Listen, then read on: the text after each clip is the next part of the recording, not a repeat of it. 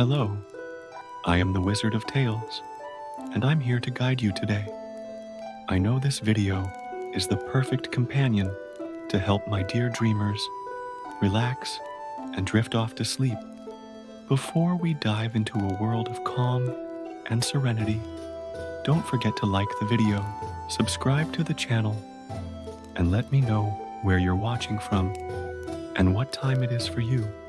Now, get cozy, take a deep breath, and let the magic of stories embrace you. The Cerro Tololo National Observatory, nestled in the Chilean mountains, had been Dr. Helena Santos's temporary home for nearly 3 years. On that particular night, while the other astronomers had retired, she remained glued to the telescope, her brown eyes fixed on the images forming on the computer screen. Something was different in the night sky. Something she had never seen before in her 15-year career. That doesn't make sense, she muttered to herself, adjusting her thin-rimmed glasses as she typed furiously on her keyboard. The data it collected showed an unusual pattern of movement between Mars and Jupiter, an anomaly that seemed to snake through the void of space like a cosmic snake. Helena was known for her obstinacy. At the age of 38, he had already published several revolutionary articles on astronomical anomalies, but nothing compared to what he was witnessing. The phenomenon seemed to intensify as the total solar eclipse, scheduled for 3 days from now, approached. A soft sound of footsteps echoed through the observatory corridor. Still awake, Helena? The deep, familiar voice belonged to Dr. Marcus Chen, his longtime colleague and friend. He approached, carrying 2 cups of coffee, and handed one of them to Helena. Marcus, you need to see this, she said, without looking up from the screen. I'm tracking something different. It doesn't look like anything we've documented before. Marcus leaned over the monitor, his Asian eyes narrowing as he analyzed the data. As an expert in celestial mechanics, he was the perfect person to confirm Helena's suspicions. That's interesting. It looks like some kind of gravitational distortion, but the pattern is too regular to be natural. Helena opened a new window on her computer, revealing a series of old images she had been researching. Look at this, she said, pointing to Egyptian hieroglyphics that showed a giant serpent snaking among celestial symbols. It's Apophis, the serpent of chaos in Egyptian mythology. The pattern we're observing is virtually identical. Marcus frowned, ever the skeptic. Helena, you know we can't mix mythology with science. There must be a rational explanation for this. But Helena was already immersed in her research, browsing pages of old texts that she had translated in recent weeks. The Egyptians believed that Apophis would attempt to destroy Ra, the sun god, during a total eclipse. And now, just as we are about to witness one of the rarest eclipses in recent centuries, his phone vibrated, interrupting his thoughts. It was a text message from his former teacher and mentor, Dr. Fatima al-Rahman, a renowned Egyptologist at Cairo University. Helena, we need to talk. It's urgent. Something is happening in the ancient temples. Helena showed the message to Marcus, who sighed deeply. You're not really considering there's a connection, are you? Marcus, in all my years studying the cosmos, I've learned that the universe is much more mysterious than we realize, Helena replied, beginning to gather her equipment. We can't just ignore patterns just because they don't fit into our current understanding of reality. While organizing her data, Helena received a video call from Fatima. The Egyptologist's wrinkled face seemed tense, her dark eyes filled with concern. Helena, my dear, the hieroglyphs in Edfu Temple, they are glowing, and it is no trick of light or optical illusion. It began exactly when your astronomical phenomenon was detected. Helena felt a shiver run down her spine. The temple of Edfu was dedicated to Horus, the falcon god who, according to mythology, helped Ra in his daily battle against Apophis. Fatima, do you think? I don't know what to think, dear. But the ancient prophecies spoke of signs in the heavens and the earth before the final confrontation, and with the eclipse approaching, Fatima hesitated, as if weighing her next words. I think you need to come to Egypt. Immediately. Marcus, who had overheard the conversation, placed a hand on Helena's shoulder. You're not really thinking about going, are you? We have the eclipse to observe here. Your projects, your responsibilities. Helena looked at the data on her screen, at the cosmic serpent dancing between the planets, and then at Fatima's worried face on the video call. His scientific mind fought the intuition that told him something extraordinary was happening. Marcus, sometimes we need to take unexpected paths to find answers, she said, starting to turn off her equipment. I'm going to Egypt. If there really is a connection between this astronomical phenomenon and the ancient prophecies, I need to find out. Then I'll go with you, Marcus declared, surprising himself and Helena. Someone needs to keep their feet on the ground in science. As they prepared their hasty departure, Helena couldn't shake the feeling that she was about to dive into something much bigger than a simple astronomical anomaly. The snaking pattern in the sky, the glowing hieroglyphs, the impending eclipse, it all seemed part of a cosmic puzzle she was barely beginning to understand. On his computer, the last images captured of the phenomenon showed the serpent moving more quickly, as if it were gaining strength. And somewhere in the Egyptian desert, ancient symbols began to awaken, telling a story that spanned millennia, connecting the mysteries of the past with the enigmas of the present. Helena knew she was about to embark on the most important journey of her life, a quest that could revolutionize not only her understanding of the universe, but also the history of humanity itself. What she didn't yet know was that time was running out, and that the fate of much more than her scientific career could depend on what she discovered in the coming days. The flight to Cairo seemed endless. Helena spent every minute switching between her astronomical data on her laptop and ancient translations of Egyptian texts that Fatima had shared. Beside him, Marcus slept restlessly, occasionally muttering about statistical coincidences in his sleep. Look at this, Helena whispered to herself. Enlarging one of the images on her computer, the snaking pattern he had detected was moving more quickly now, and its trajectory appeared to converge directly with the line of the predicted solar eclipse. A flight attendant approached, offering water. Ma'am, you will need to turn off your computer for landing, he informed gently. Helena nodded, saving her files. As the plane descended over Cairo, the dawn light painted the sky with shades of pink and orange, creating a spectacle reminiscent of ancient descriptions of Ra's solar boat. At the airport, Fatima was waiting for them, her face marked by anxiety and sleepless nights. He hugged Helena warmly and greeted Marcus with a respectful wave. Come, we don't have much time.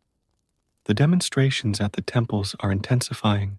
During the drive to Edfu, Fatima explained that other ancient temples had begun to exhibit similar phenomena. The hieroglyphs don't just glow, Helena. They seem to change, as if they're telling a story in real time. Marcus, who had remained skeptical until then, frowned. Physical changes to the hieroglyphics? That's impossible. There must be some rational explanation, perhaps some kind of chemical reaction. See for yourself, Fatima replied, showing a video on her cell phone.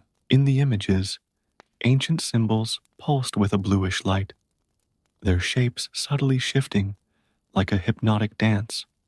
Helena connected her laptop to the car's Wi-Fi, checking the latest updates from her colleagues at the observatory. The phenomenon continues to expand, she reported. And get this, gravitational perturbations are affecting the orbits of small asteroids in the main belt, like a cosmic snake swallowing its prey. Fatima murmured, her eyes fixed on the road. Just as the ancient prophecies described, the rest of the trip was filled with intense discussions about Egyptian mythology and its possible connections to astronomical phenomena. Marcus continued to argue for scientific explanations, but even his voice began to carry a tone of doubt. They arrived at Edfu Temple at dusk. The place, normally full of tourists, was closed to the public. Only a few archaeologists and researchers were allowed inside, all observing the hieroglyphics with a mixture of fascination and apprehension. This way, Fatima led them through the ancient corridors. The air inside the temple was charged, as if a storm was approaching. Helena felt her hair stand on end when they reached the main chamber. The hieroglyphics on the walls pulsed with a light of their own, creating patterns that moved like waves across the ancient stone. Marcus immediately began photographing and filming, while Helena moved closer to examine the symbols more closely. This is extraordinary, she whispered, her fingers hovering over the luminous inscriptions. The pattern of movement is identical to what we observe in space. A young Egyptian archaeologist approached, carrying ancient scrolls. Dr. Al-Rahman, we found more texts in the underground chambers. They speak of a specific alignment, a time when the barriers between the realms would become tenuous. Fatima examined the parchments urgently. Helena, this mentions a portal, a path between the stars that would open during the eclipse. The ancients believed this was when Apophis would make his final push against Ra. But that's mythology, Marcus protested, though his voice betrayed uncertainty. We cannot base scientific conclusions on ancient tales.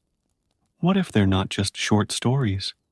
Helena questioned, her mind quickly connecting dots. What if our ancestors were trying to warn us about something that only happens at very long intervals, something they witnessed and tried to document as best they could? A sudden tremor shook the temple, causing everyone to balance. The lights in the hieroglyphics intensified, and for a moment, Helena swore she saw the figures move like an ancient animation, telling a story of battle in the heavens.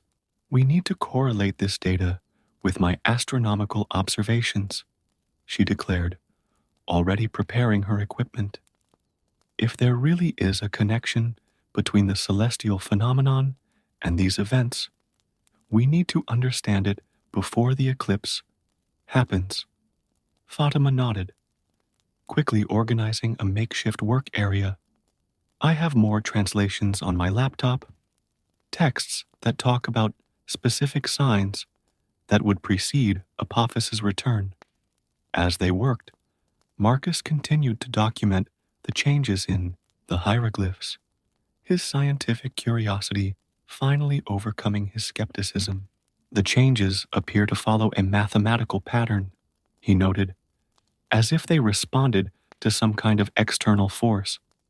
As the night progressed, the group delved deeper and deeper into the mystery.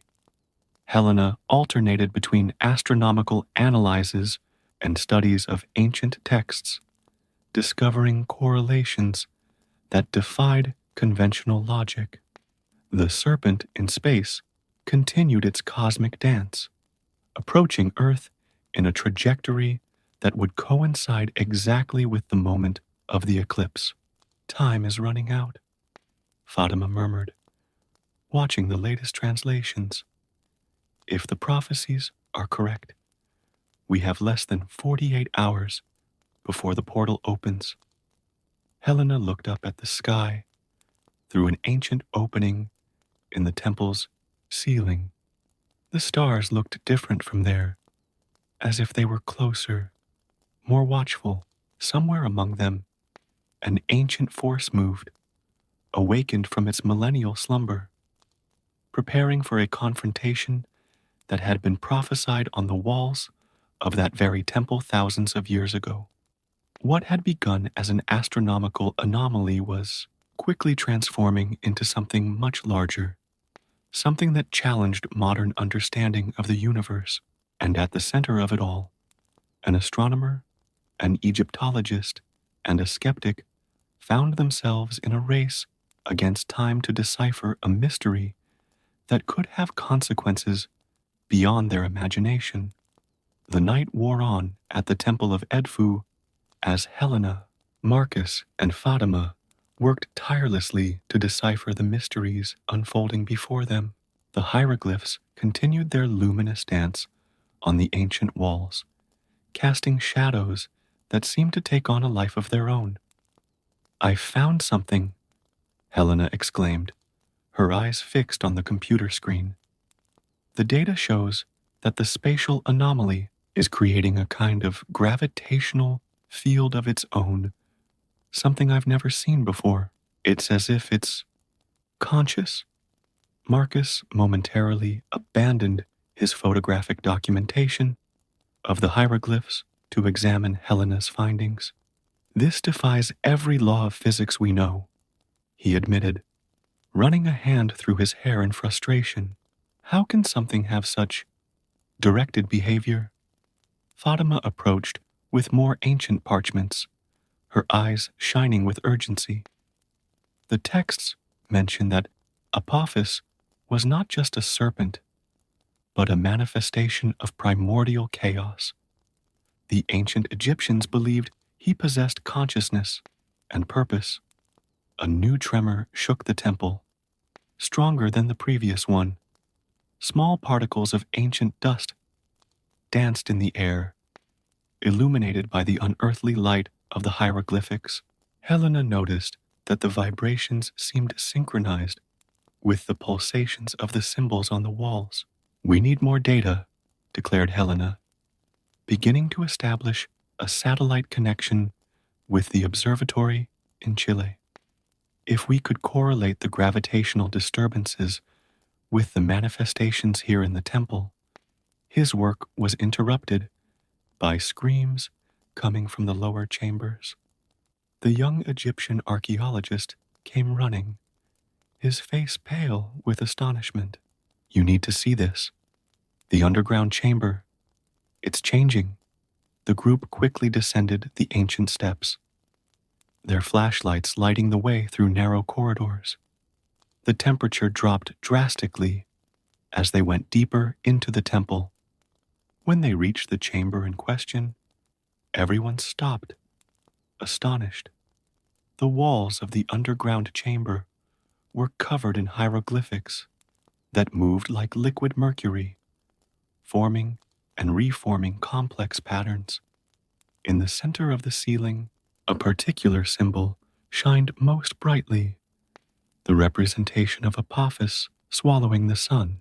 That's impossible, Marcus muttered, his skepticism finally giving way to the evidence before his eyes. He pulled a radiation meter from his backpack and began taking readings. The energy levels here are off the charts.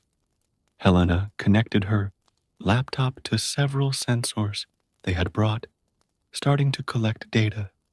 Gravitational perturbations are intensifying, she observed, her fingers flying over the keyboard. And look at this. There's a direct correlation between the energy spikes here and the anomalies I've detected in space. Fatima was absorbed in a series of particular inscriptions that seemed older than the others.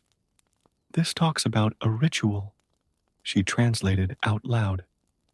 Something the ancient priests performed to strengthen barriers during times of danger.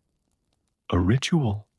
Marcus questioned, still trying to maintain some sense of scientific rationality. How could a ritual affect astronomical phenomena?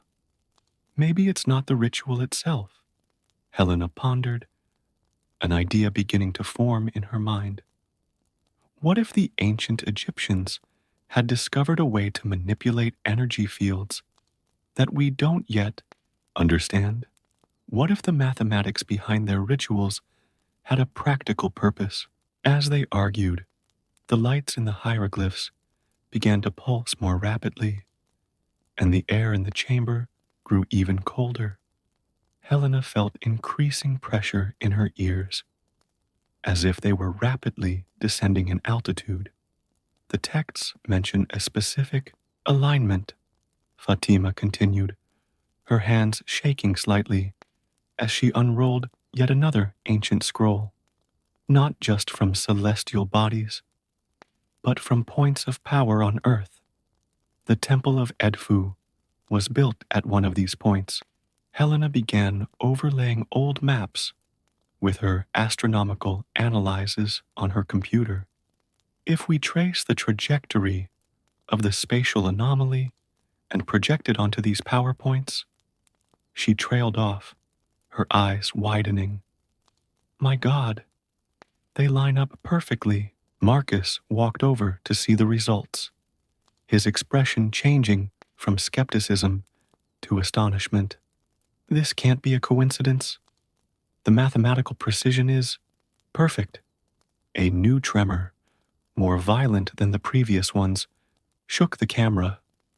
Small stones began to fall from the ceiling, and the glow of the hieroglyphics intensified to the point of being almost blinding. We need to evacuate, Marcus shouted. But Helena was already deep in her calculations, an expression of intense concentration on her face. No, wait, she exclaimed. The patterns, they're showing us something, a sequence, like a code. Her fingers flew over the keyboard as she tried to decipher what she saw. It's as if the temple itself is trying to tell us something. Fatima quickly joined Helena, her eyes switching between the moving hieroglyphs and the ancient translations. The symbols, they're forming words I haven't seen before, a language older than ancient Egyptian itself. The temperature continued to drop, and their breaths now formed small clouds in the air. Marcus's radiation meter began to emit a high-pitched alarm sound, its sensors overwhelmed by the energy levels in the chamber. Helena, Marcus called, his voice tense. We need to get out of here. Whatever is going on is escalating very quickly. But Helena barely heard him, completely absorbed in the patterns that were unfolding before her. It's all connected, she murmured. The eclipse, the power points, the spatial anomaly are not separate events.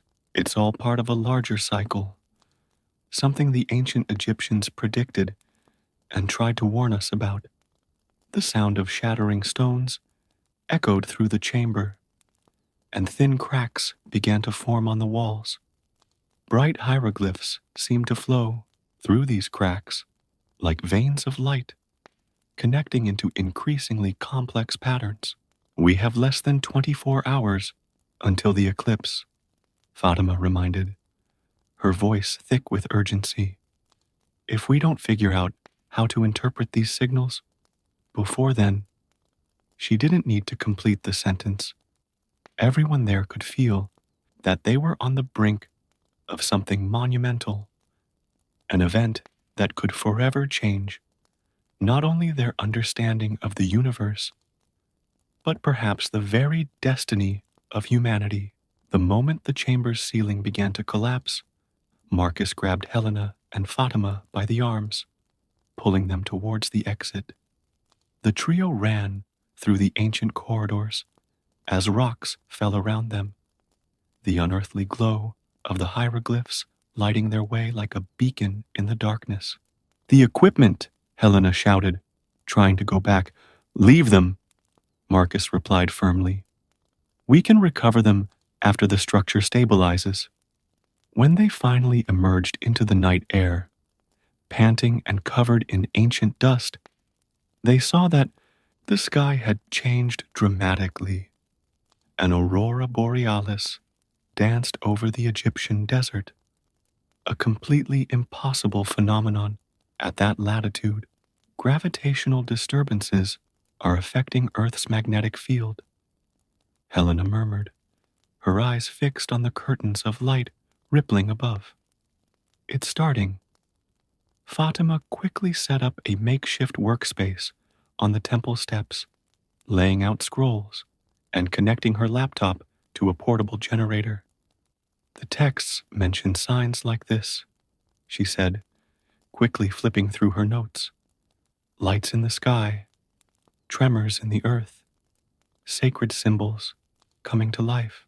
Marcus, who had rushed back to retrieve some essential equipment, returned with Helena's laptop and her measuring instruments.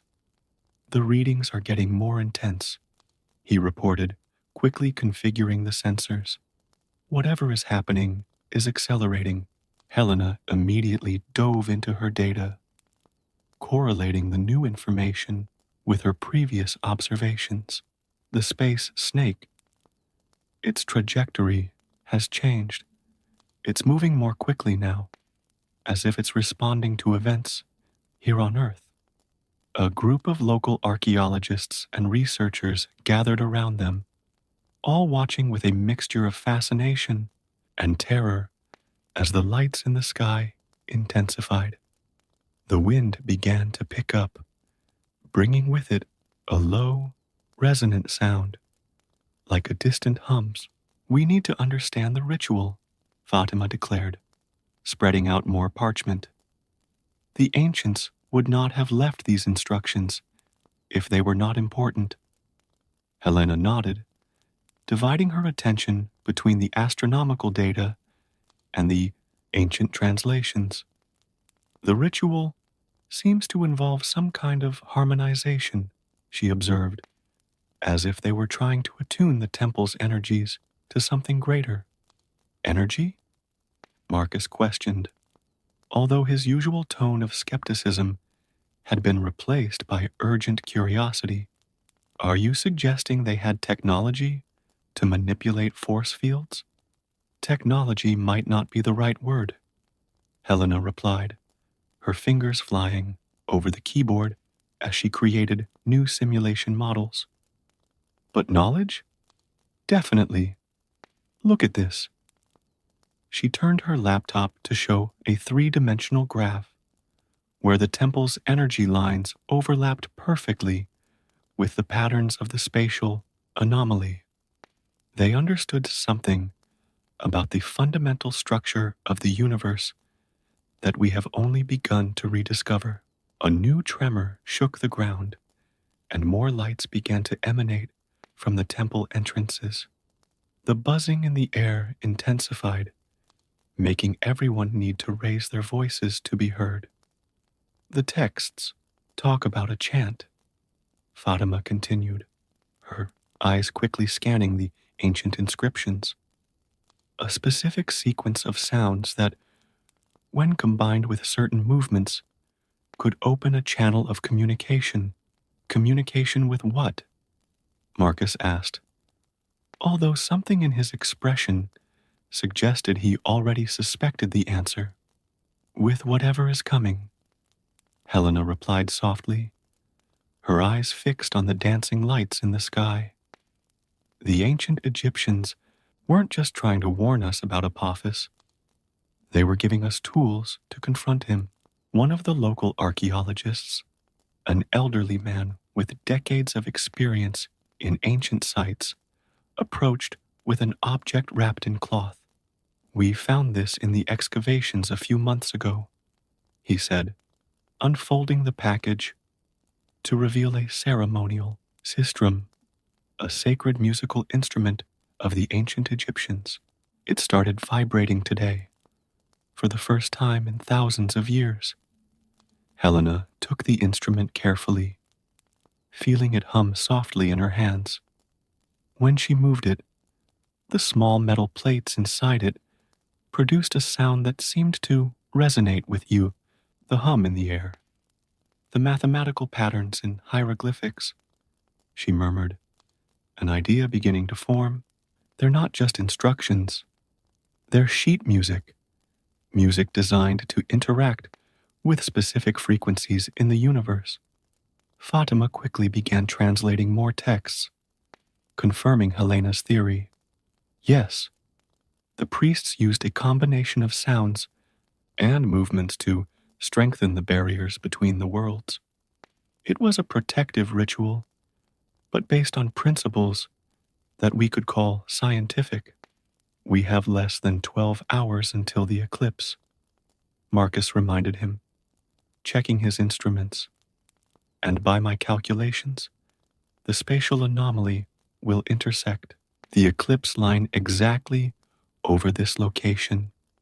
Helena looked at the sistrum in her hands, at the scrolls scattered around her, and at the lights that danced in the night sky. Everything was connected, part of an ancient puzzle they needed to solve before it was too late. We need to rebuild the ritual, she declared, her voice steady despite the growing chaos around her. Not just the words and the movements, but the mathematics behind it. If the ancient Egyptians found a way to influence these cosmic forces, we can do the same. The wind picked up even more, bringing with it grains of sand that shone strangely under the aureole lights. Time was running out, and in deep space, an ancient and terrible force snaked toward Earth. Its arrival timed to coincide with the exact moment of the eclipse. Somewhere above them, among the stars that now seemed to pulse with a light of their own, something watched and waited. The confrontation prophesied millennia ago was about to begin, and the fate of the world could depend on a modern astronomer's ability to decipher and implement an ancient ritual before it was too late. The sun was beginning to rise over the Egyptian horizon when Helena finally finished deciphering the mathematical patterns in the hieroglyphics. Her hands shook slightly as she held the ancient sistrum, now decorated with symbols that she and Fatima had carefully transcribed from sacred texts. It's a Fibonacci sequence, she explained to the others, who had formed a circle around her. The ancients encoded the harmonic frequencies of the universe in their rituals. Each movement, each note, corresponds to a specific vibration in the fabric of space-time. Marcus, who had spent the last few hours calibrating his measuring instruments, approached with new readings. The spatial anomaly is less than 3 hours away, he reported, his voice tense, and the eclipse will begin in approximately 4 hours. Fatima continued furiously translating the latest texts, her eyes red with exhaustion. The ritual must begin before the moon's shadow touches the earth, she warned. Once the eclipse begins, it will be too late. The sky above them had transformed into a surreal spectacle. The aurora borealis now pulsed in shades of red and gold, and through its luminous curtains, it was possible to see distortions in the very fabric of space, as if something massive was bending reality. We need more systems, Helena declared, examining the old instructions. The ritual requires a minimum of 7 performers, each tuned to a different frequency. Local archaeologists quickly mobilized, bringing in ancient instruments that had been preserved in nearby museums. Each sistrum was carefully marked with the appropriate symbols, following the instructions that Helena had decoded. What if it doesn't work? Marcus asked softly, helping Helena organize the participants into a perfect heptagon. What if they're all wrong about this? Helena looked up at the sky, where the cosmic serpent was now visible even to the naked eye, an undulating distortion that seemed to swallow the stars in its path. Then at least we will have tried, she replied. Sometimes, Marcus, science means having faith in the impossible. Fatima distributed the papyri with the ancient words of power, quickly teaching the correct pronunciation to the participants. The ritual must be precise, she emphasized. Every syllable, every movement, every note, everything must be in perfect harmony. The wind picked up dramatically, bringing with it a sound that resembled a distant wail. The lights in the temple intensified, and the hieroglyphics on the walls began to pulse in sync with their heartbeats. It's time, Helena announced, taking her place in the heptagon. She could feel the sistrum vibrating in her hands, responding to the energies that permeated the air. The ritual began with a soft, almost imperceptible sound. 7 sistrums moving in precise patterns, creating harmonies that had not been heard on Earth for millennia. The ancient words flowed from their mouths like water, each syllable carrying power and purpose. At first, nothing seemed to happen, but gradually, as the ritual progressed, the air around them began to change. Marcus, watching through his instruments, saw the energy readings skyrocket to impossible levels. It's working, he shouted over the howling wind. The frequencies are aligning. Helena barely heard him, completely immersed in the ritual. Through her half-closed eyes, she could see patterns of light forming in the air, webs of energy that connected the ritual participants to each other and to the temple itself. In the sky, the spatial anomaly seemed to hesitate in its approach. The cosmic serpent writhed as if encountering resistance, its gravitational distortions encountering a new type of force that opposed its advance. The sun was beginning to be obscured by the moon when the ritual reached its climax. The 7 sistrums now sounded as a single note, a frequency that resonated with the very core of the earth. The ancient words had turned into a chant that seemed to come from everywhere and nowhere. Helena felt something change inside her. It was as if His consciousness expanded, touching something vast and ancient. For a moment, she understood what the Egyptians really meant by their mythology. Apophis was not just a serpent, but a fundamental force in the universe, the primordial chaos that always threatened to engulf order. And now, through this ancient ritual, they were reinforcing the very barriers of the cosmos, using mathematics and sound to strengthen the fabric of reality. The total eclipse has finally begun, plunging the desert into unearthly darkness. But instead of complete darkness, the air around the temple glowed with its own light, a ritually generated force field that stretched all the way to the sky. The spatial anomaly, now clearly visible, like a serpent of darkness against the eclipsed sky, encountered this barrier of light.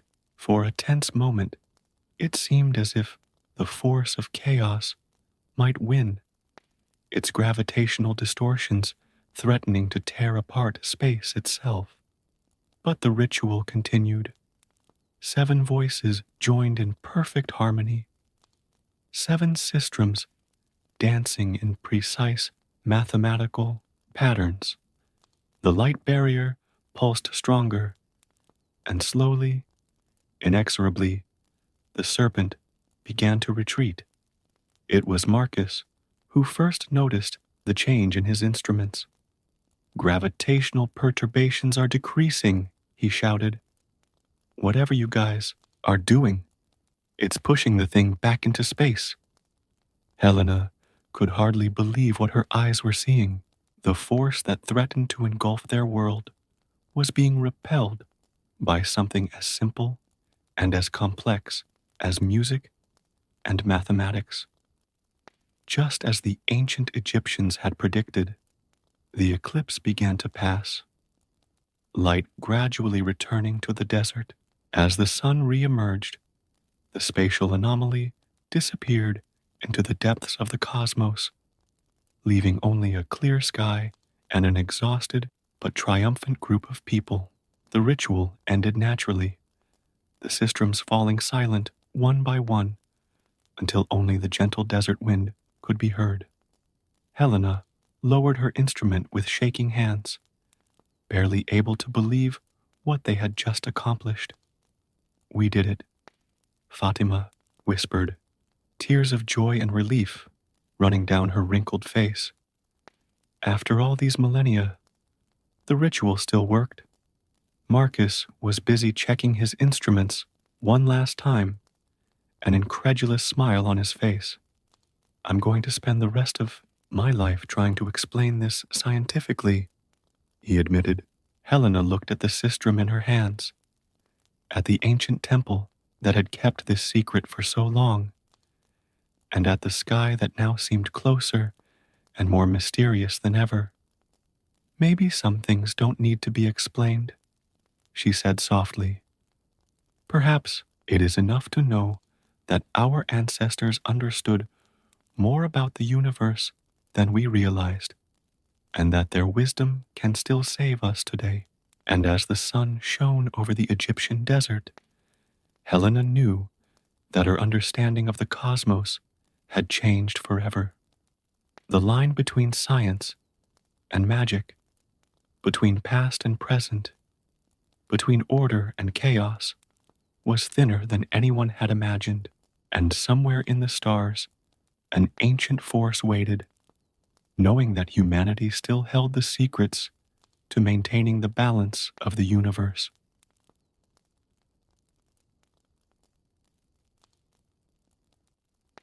Night fell over the small town of Balymos like a heavy, black velvet blanket, bringing with it that peculiar stillness that only the small towns in the Irish countryside know. Seamus O'Brien, a man in his 40s with premature gray hair and tired green eyes, adjusted his security uniform badge as he walked toward the old warehouse where he had worked for 15 years as a night guard. The building a century-old red brick construction with arched windows now housed an import and export company. During the day, it was a busy place, full of employees running back and forth with documents and goods. But at night, oh, at night, was Seamus's private kingdom, where only the echo of his footsteps and the occasional creaking of the floorboards broke the silence. That particular night, something in the air felt different. Maybe it was the way the full moon cast long shadows across the dusty windows, or maybe it was that peculiar smell of wet earth that lingered in the room, even though it hadn't rained in the last few days. Seamus shook his head, trying to shake off the feeling of restlessness that had accompanied him since he left home.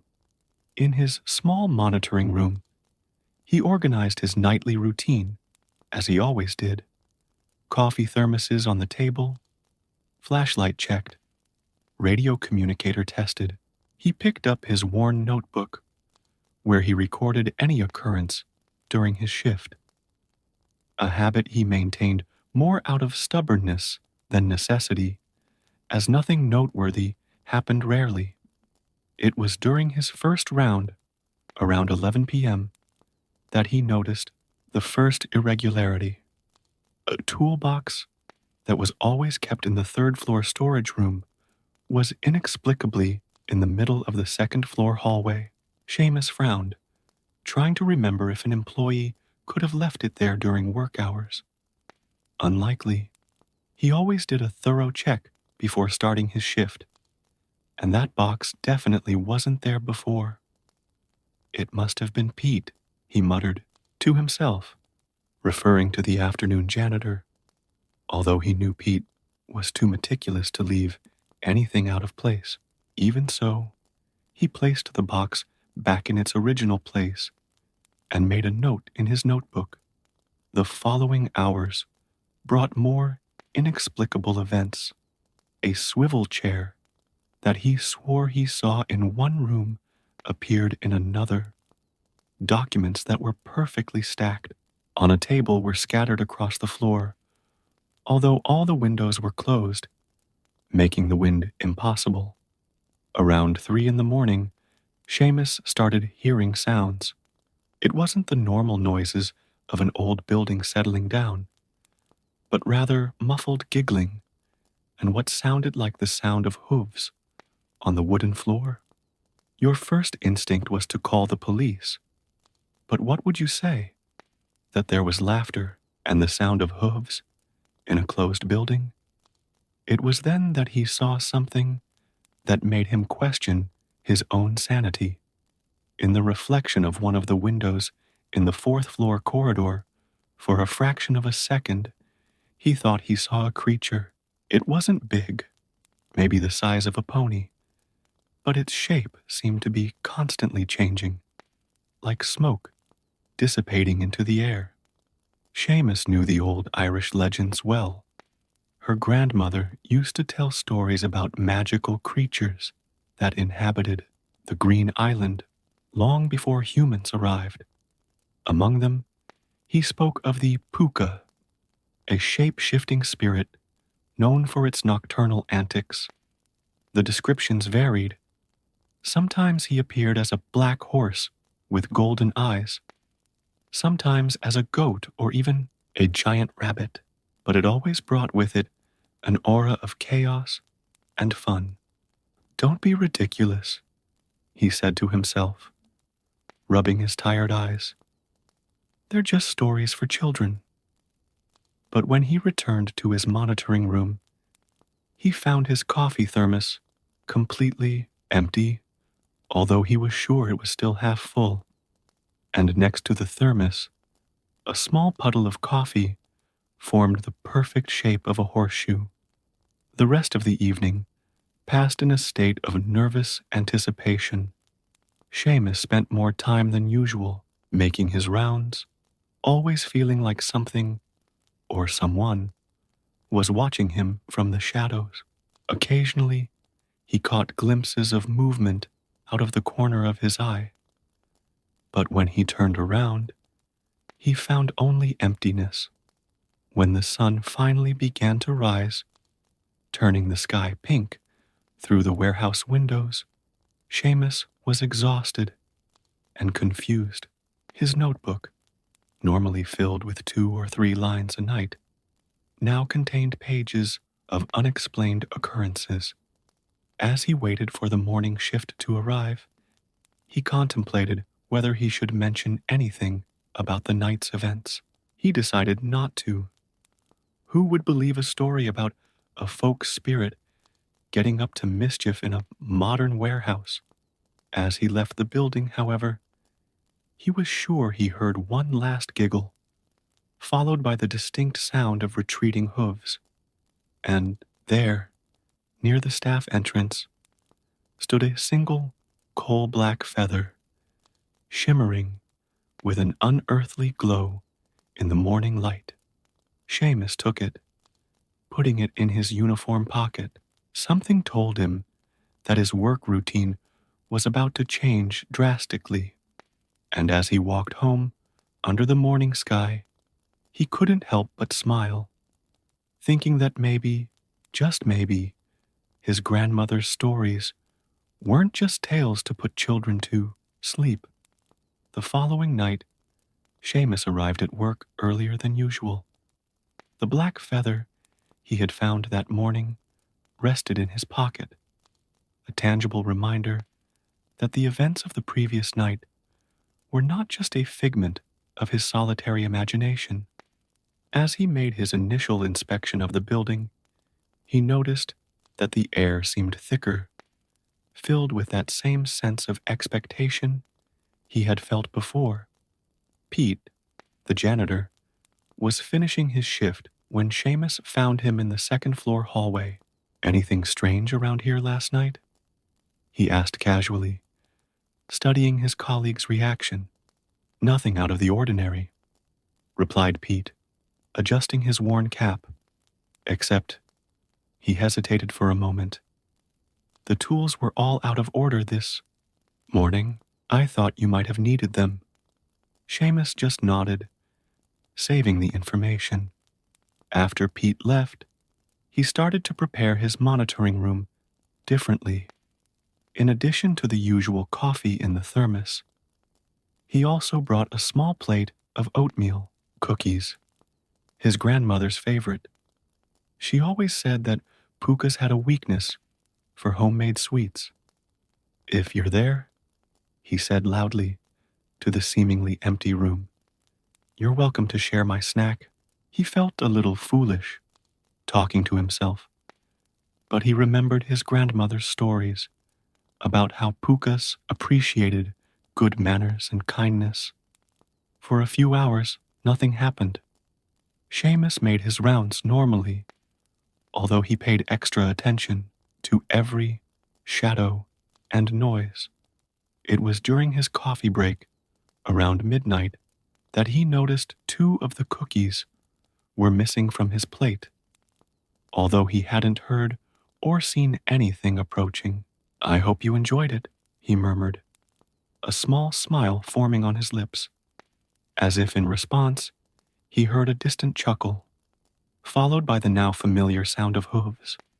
This time, instead of trying to locate the source of the noise, Seamus remained in his chair, calmly sipping his coffee. In the reflection of the security monitor, he caught movement, a dark, fluid shape that seemed to dance among the shadows. "My grandmother told me about you," he said softly, still without turning around. "It said that pukas are ancient spirits, as old as Ireland itself, that they can be mischievous, but also fair to those who treat them with respect." The sound of hooves stopped, and for a moment the silence in the building was absolute. Then, a voice as soft as a night breeze whispered close to his ear. "Your grandmother seemed like a wise woman." Seamus felt a shiver run down his spine, but he maintained his composure. She was, he replied, and it also said that a puka always has a reason for choosing where it makes its home. More giggles filled the air, and this time Seamus could clearly see the creature in the monitor's reflection. A horse as black as the darkest night, with eyes that glittered like ancient gold coins. In the next blink of an eye, it was a silky-haired goat, then a gigantic rabbit, its shapes changing like clouds in the wind. Humans have forgotten the ancient magic, said the voice, now coming from somewhere behind his chair. This place holds memories, memories of times when stories weren't just stories. Seamus nodded slowly, understanding. The warehouse was one of the oldest buildings in the city, built on land that, according to local legends, had once been a meeting place for the Sidhe, the people of fairies. So you've come to claim what's rightfully yours? He asked. A melodious laugh echoed throughout the room. I came to remember, replied the puka. Remember those who can still see, those who can still hear.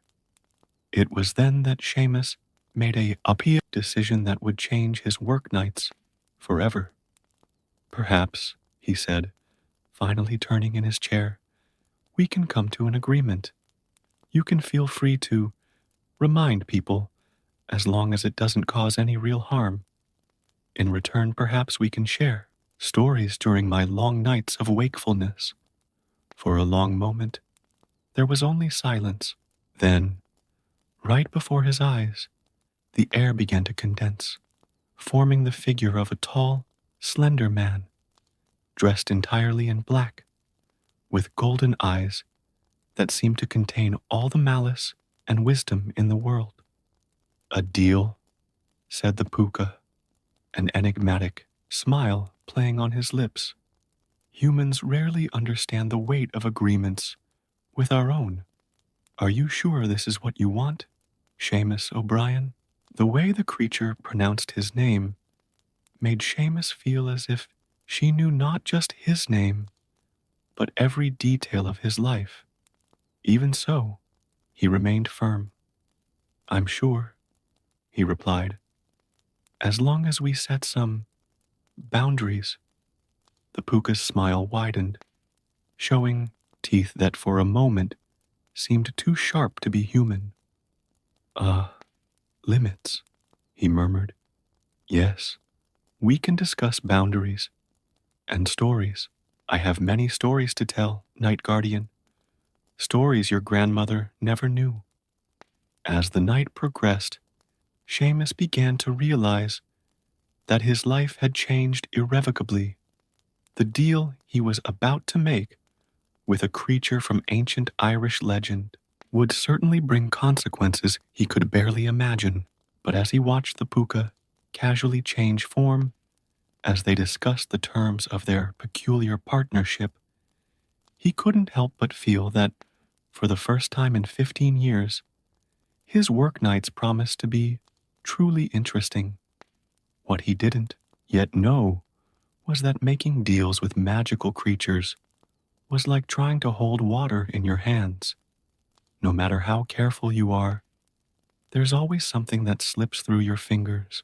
The terms of the puka deal turned out to be more complex than Seamus initially imagined. The creature had a peculiar sense of humor and its own interpretation of what constituted real harm. In the week following their initial conversation, the night watchman discovered that his new nocturnal companion had a rather elastic definition of acceptable mischief. You can't keep scaring the morning cleaning staff, Seamus argued one night, after discovering that the puka had rearranged the entire archive in reverse alphabetical order and transformed the boardroom into something resembling a Victorian ballroom. Poor Mrs. Murphy almost had a heart attack when she saw the files floating around. The puka, which at that moment had taken the form of an elegant black cat with golden eyes lying on the security monitor just swung its tail lazily. She needed some excitement in her life. Plus, I organized everything perfectly, just my way. Seamus sighed, realizing he would need to be more specific in his negotiations. Maybe we can channel your creativity into something less disturbing? The puka's eyes sparkled with interest. Continue, he purred, changing his form to that of the tall, slender man, who seemed to be her favorite for more serious conversations. The stories you promised to share, Seamus began cautiously. Why don't we focus on that? In return, you can have your fun, but in ways that don't cause panic among employees. The puka tilted his head, considering the proposal. Stories have power, Seamus O'Brien. Each one takes its toll on the teller and the listener. Are you ready for this? Before Seamus could respond, a noise from the third floor caught his attention. It was almost 3 in the morning, and the building must have been completely empty. The puka smiled that enigmatic smile of his. It appears we have unauthorized company, he said, his form wavering like smoke. How about a practical demonstration of how I can be helpful? Seamus quickly checked the security monitors. 2 hooded figures moved stealthily among the shadows on the third floor, carrying what appeared to be burglary tools. Thieves, Seamus muttered, reaching for the phone to call the police. Ah, no.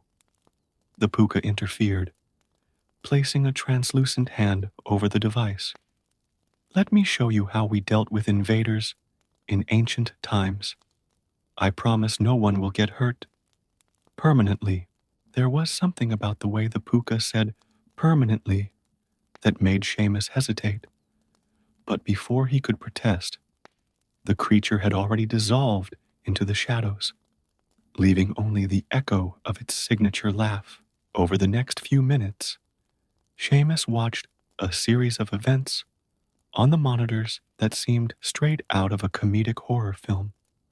The thieves, who initially moved confidently, began to encounter increasingly bizarre obstacles. Tools took on a life of their own and slipped out of their hands. Shadows on the walls took on monstrous shapes.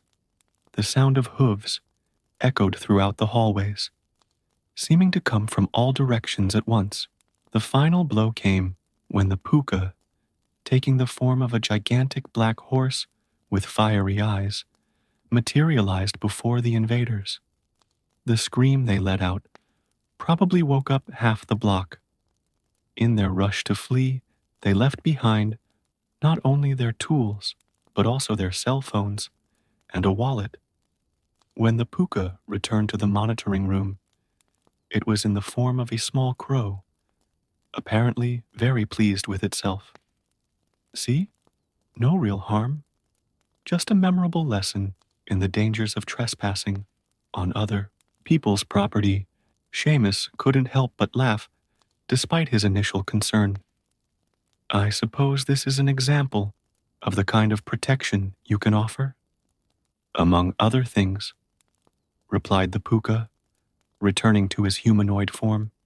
Now, about those stories, his golden eyes shone with an ancient light. Have you heard about the true origin of fairy circles? Not those simplified stories they tell tourists, but the real story when the Sidhe still danced openly under the moon. And so began a new phase in the peculiar partnership between the night guardian and the shape-shifting spirit.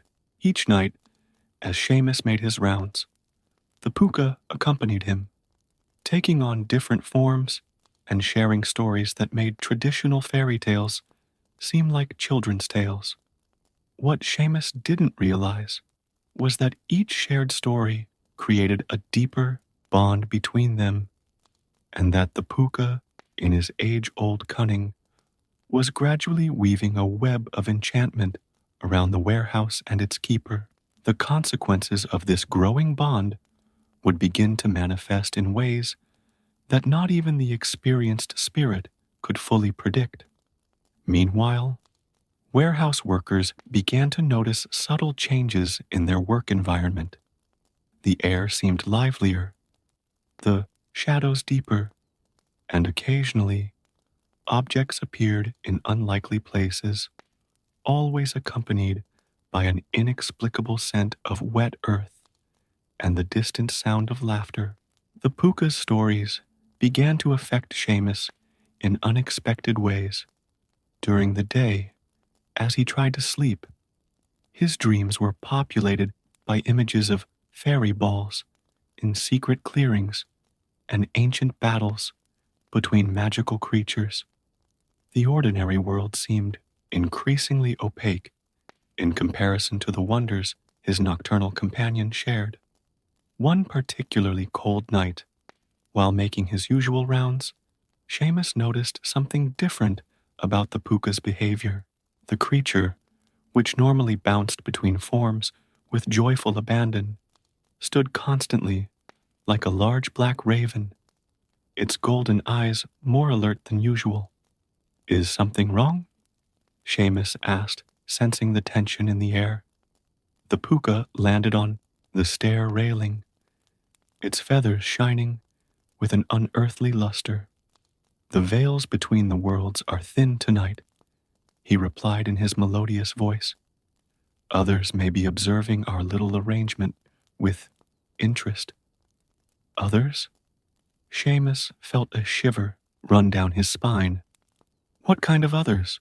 The seedy are not the only ancient creatures that still walk this world," the puka explained, transforming into his humanoid form. "And not all of them are as benevolent as I am in their interactions with mortals." Before Seamus could question further, an icy wind swept through the hallway, turning off all the lights. In the sudden darkness, he could swear he saw shapes moving in the shadows, different from the puka's usual metamorphoses. They were more angular, less fluid, with a kind of mischief that made your heart race. "Stay close," whispered the puka, his form quickly changing to that of an immense black wolf. "Looks like we'll have visitors tonight." The air became thick with a smell of ozone and ancient earth. From the shadows, a figure emerged that made Seamus freeze. She was like a woman, but her skin was as pale as the moon, and her hair seemed to be made of dew-covered spider webs. His eyes, when they fixed on Seamus, were as empty as bottomless pits. "So it's true," the creature spoke, its voice sounding like shattering crystal. "A puka, making deals with a mortal. How times have changed." The wolf puka growled lowly, positioning himself between Seamus and the newcomer. "This is my territory now, Banshee. You have no rights here." The Banshee smiled, revealing needle-sharp teeth. "Rights? Did we talk about rights when mortals built their buildings over our sacred circles? When they covered our hills with concrete?" Seamus felt the weight of the story in her every word. This was no longer just his routine night job. He was in the middle of an ancient dispute between beings that his grandmother had warned him to avoid. With all due respect, Seamus found himself speaking, surprising himself and the creatures. This place may have been built on ancient land, but now it is a place of new stories. The puka is not desecrating anything. It is keeping alive the memory of what was before. The banshee floated towards him, her face inches from his. The cold emanating from her was so intense that Seamus could see his own breath. "You speak with courage," for a mortal, she whispered. But do you know what happens to those who get too involved in our world? He is under my protection, the puka declared, his form growing until he became an even larger version of the wolf. And you know what it means to break the ancient laws of the land. For a moment, that seemed eternal. The banshee kept her gaze fixed on Seamus. Then, slowly, a different smile formed on his lips. Very well. She backed away. Keep your agreement with the mortal, Puka. But remember, the deeper the bonds, the greater the price to pay. With those words, she dissolved into mist, leaving only a trail of ice on the ground where she had been.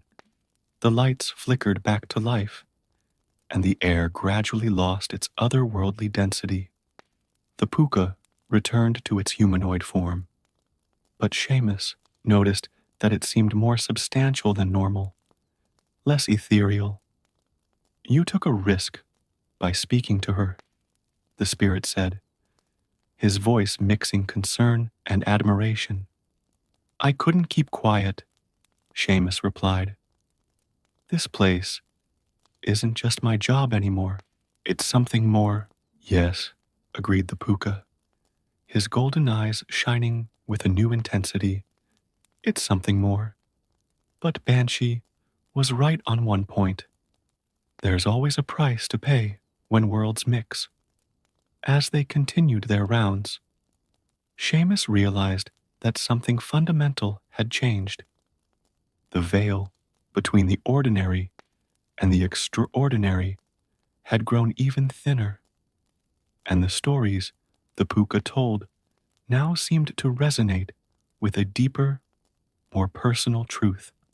In the building around them, shadows danced with a life of their own, and occasionally Seamus could swear he heard distant music and laughter that didn't just belong to his otherworldly companion. The warehouse was becoming a place where worlds touched, and he, Seamus O'Brien, night keeper and listener of ancient stories, was at the center of this transformation. What he didn't yet know was that Banshee's visit was just the beginning. The delicate balance between the worlds was shifting, and their agreement with the puka was about to be tested in ways neither could have predicted. In the weeks following his encounter with the banshee, Seamus noticed subtle changes in himself. His senses seemed sharper, especially during the night hours. I could see better in the darkness. I heard sounds that had previously gone unnoticed, and most intriguingly, I began to notice patterns in the shadows that told their own silent stories. The puka, in turn, seemed increasingly present, less likely to dissolve into the shadows as it used to. His stories also changed, becoming more personal, more intimate, as if he were sharing not just legends, but memories of centuries of existence. There was a time, said the puka one night, as he assumed the form of a black cat lying on the monitoring table, when all Ireland was awake to magic. Every hill had its guardian, every stream its story, every stone its secret. Seamus, who was organizing nightly reports, noticed a note of melancholy in the spirit's voice that he had never noticed before. What changed? Humans have changed, the puka replied, his golden eyes fixed on something in the distance. They began to build walls not just with stones, but with disbelief.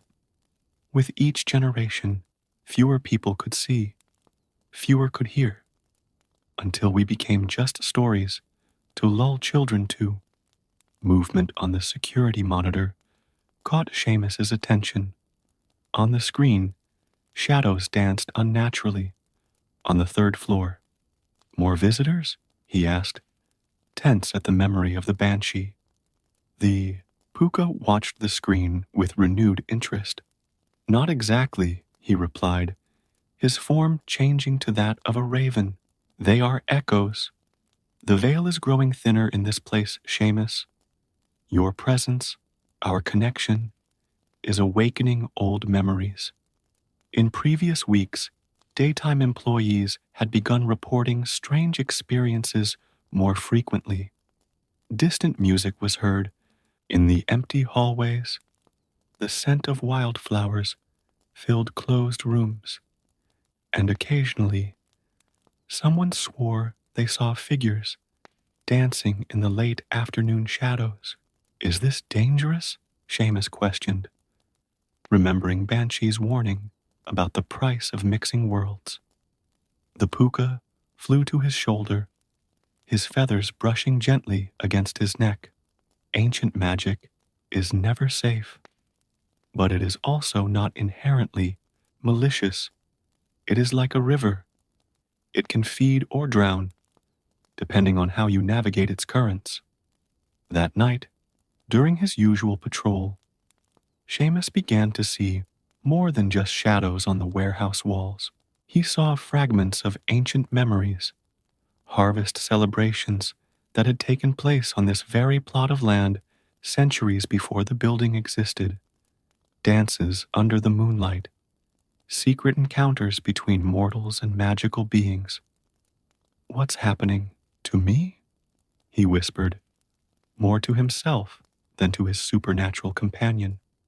The puka, now in its humanoid form, placed a hand on his shoulder.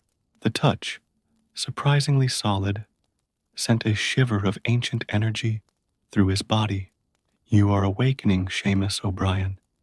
Every story I've shared, every night we've spent together, has been like drops of magical dew on fertile soil. Suddenly, the air around them began to vibrate with a familiar energy. From the shadows, the ethereal figure of the banshee emerged again, but this time she was not alone. Other forms materialized. Beings of light and shadow, creatures from the old stories her grandmother told. The circle is complete, the banshee announced, her voice echoing like distant bells. The mortal made his choice without even knowing it. Seamus looked at the puka, seeking explanations, but the shape-shifting spirit just smiled his enigmatic smile. Remember when I said there was always a price to pay when worlds mix? This is the moment of truth, my friend. The creatures formed a circle around them, their shapes shifting and flowing like water in the moonlight. The banshee approached, her empty eyes now glowing with an inner light. Seamus O'Brien, she spoke, you have become a bridge between the worlds through your nights with the puka, through shared stories and accepted magic. You have reopened ancient passages. Now you must choose. Remain as you are, forgetting all you have seen and learned, or accept your new role as guardian, not just of this building, but of the border between the worlds. Seamus's heart was pounding in his chest. He looked around at the mystical creatures that now filled his workplace, at the puka that had become more than a nocturnal companion, at the shadows that danced with ancient stories. If I accept, he asked, what happens? You will always see both sides of the veil, replied the puka. He will be a keeper of stories, a protector of the places where worlds touch. He will no longer be completely mortal, but he will not be completely like us either. Seamus thought about his life before the puka, the lonely nights, the world in black and white, his grandmother's stories that seemed just like fairy tales. He thought about how everything had changed, how the colors seemed more vivid, how every shadow held magical possibilities. I accept, he said simply, and the words seemed to echo with a power of their own. The circle of creatures began to move, dancing an ancient dance around them. The puka held out his hand, his golden eyes shining with approval, and something else, perhaps pride, perhaps affection. "Welcome to the twilight between the worlds," said the puka, as ancient magic flowed through the circle, transforming Seamus not into something completely new, but into a truer version of himself. And so, the warehouse became more than just a building. It became a meeting point between the ordinary and the extraordinary, guarded by a man who learned to see beyond the veil, and a shape-shifting spirit who rediscovered the pleasure of sharing stories with someone who could truly understand. Nights would never be the same for Seamus O'Brien, but he had no regrets. After all, some stories need to be experienced to be truly understood.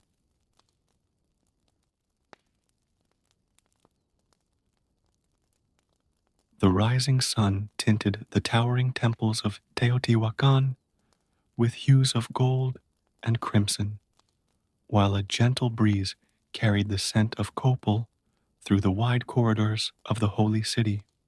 Among the shadows of the pyramids, a lone figure walked with deliberate steps, his white robes adorned with quetzal plumes gleaming in the morning light. Quetzalcoatl, the feathered serpent, had finally returned after his long self-imposed exile. His serene features masked the storm of emotions that agitated his immortal spirit. The eyes, green as jade, observed the changes that time had imprinted on his beloved city, where once there had been harmony and prosperity. He now saw subtle signs of discord, neglected offerings on altars, marks of conflict on temple walls, and most significantly, fear in the eyes of the few priests who crossed his path in the early hours of the day. Tsihuacoatl, the elderly priestess who had served as guardian of the temples during his absence, was the first to recognize him. Her gray hair, braided with red ribbons, waved in the wind as she knelt in reverence. "My Lord Quetzalcoatl, the heavens bless us with your return." His voice trembled with emotion. "But I fear it will come in dark times." The serpent god helped the old woman to her feet, feeling the weight of years on her mortal bones. "Tell me, dear Tsihuacoatl, what happened to our people during my absence?" As they walked together along the Avenue of the Dead, the priestess began to unravel the skein of events that had transformed Teotihuacan. "Your brother, Tezcatlipoca, has been sowing discord among the noble families," she explained, her voice dropping to a whisper. "Your priests preach a new order, where sacrifice and power are more important than the knowledge and harmony that the Lord taught us." Quetzalcoatl felt an old pain resurface in his chest. His twin brother, the obsidian serpent, had always represented the other side of existence, the shadows that balanced the light, the destruction that preceded creation. But now, that balance had been disturbed. As they advanced through the city, more inhabitants began to notice their presence. Some prostrated themselves in reverence, others watched with suspicion, and some, especially the younger ones, seemed not to recognize him at all. A small group of children played near one of the smaller altars, and one of them, a girl with curious eyes like stars, approached without fear. "Is it true that you can make flowers grow with just a thought?" she asked, ignoring her mother's frantic gestures for her to move away. Quetzalcoatl smiled, kneeling down to the child's level. With a gentle movement of his hand, a small bed of samote flowers sprouted between the paving stones.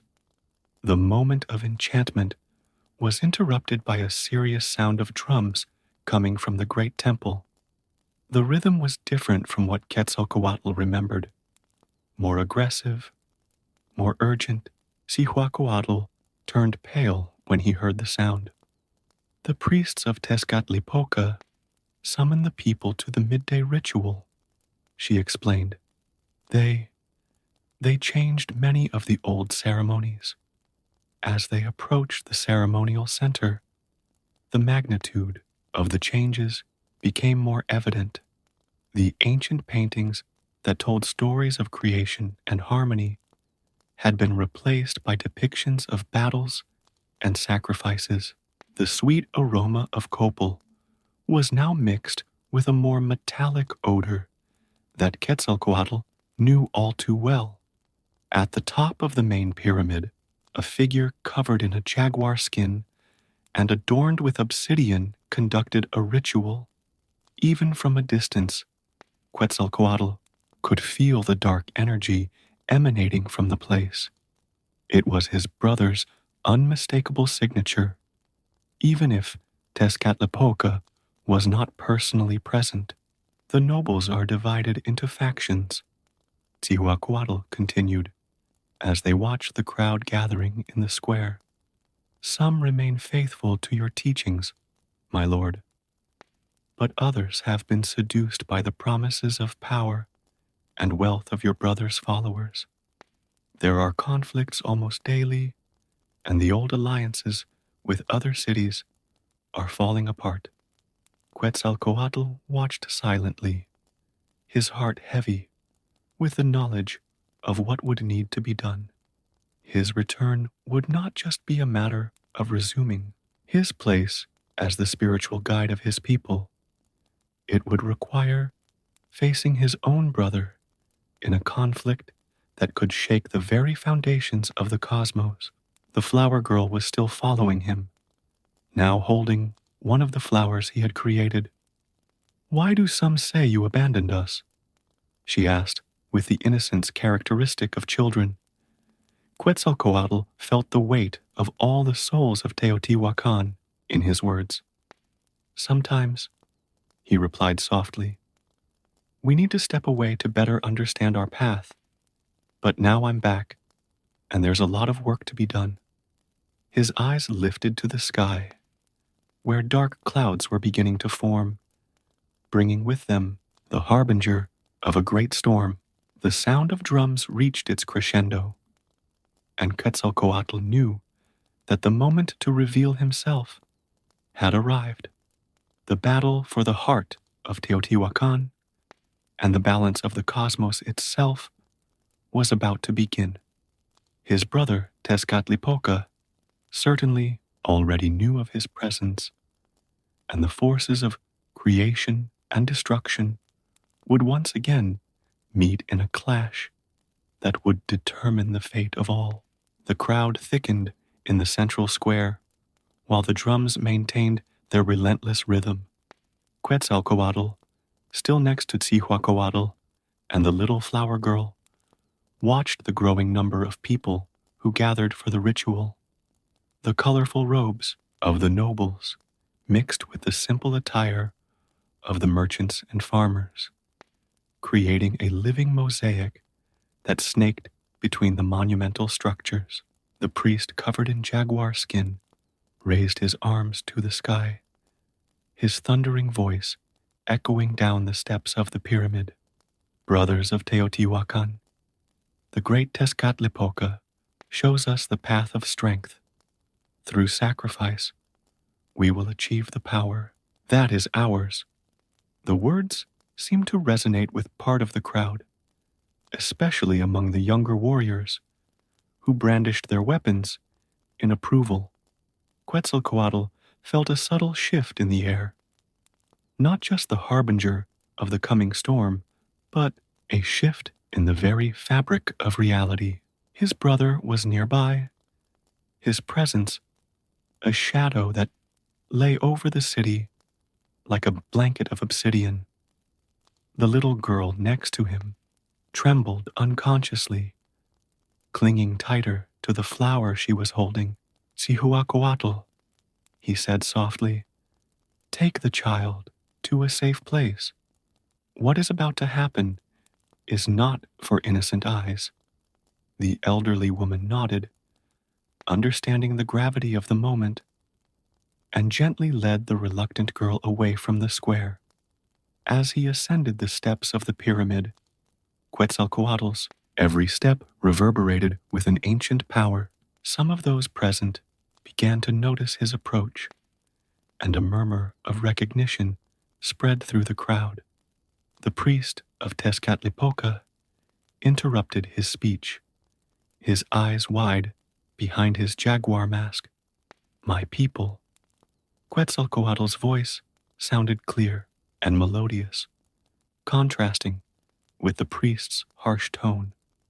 I see that much has changed during my absence, but some truths remain eternal like the stars.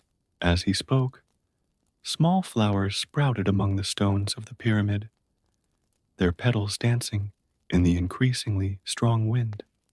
The priest regained his composure, raising his obsidian-decorated staff. The time of flowers and sweet words has passed. Feathered serpent, Teotihuacan needs strength to survive in these difficult times. Several warriors stood beside the priest, their weapons gleaming menacingly. It was then that a deep, dark laugh echoed through the square, making the hairs on the back of everyone's necks stand up. A figure emerged from the shadows at the top of the pyramid. Tezcatlipoca, in all his terrible majesty. His night-black skin reflected the light unnaturally, and his eyes burned like embers. My dear brother, he said, his voice a mixture of honey and poison. You finally decided to abandon your self-imposed exile. Did you miss the chaos we always bring to each other? A predatory smile played on his lips as he circled Quetzalcoatl, like a jaguar circling its prey. You know why I left, brother, replied Quetzalcoatl, remaining calm even in the face of the imminent threat. The balance needed to be maintained, but you have exceeded the limits of what is acceptable, even for the force of destruction you represent. The crowd watched in mesmerized silence as the two gods clashed. The sky darkened even more, and lightning began to streak across the horizon. The flowers that Quetzalcoatl had created began to wither under the influence of Tezcatlipoca's dark energy, but immediately others sprouted in their place. Limits? Tezcatlipoca laughed again. We are gods, brother. We set the limits, and while you played gardener in your exile, I showed these people their true potential, the strength they can achieve through sacrifice and war. You corrupted them, Quetzalcoatl replied, his voice carrying an ancient sadness. He transformed the sacred into profane, respect into fear. As he spoke, his form began to subtly change. His plumes glowed with a light of their own, and his presence seemed to fill all the space around him. Tezcatlipoca also began to reveal his true form. Shadows moved around him like snakes of smoke, and the ground beneath his feet darkened as if it were being consumed by the night.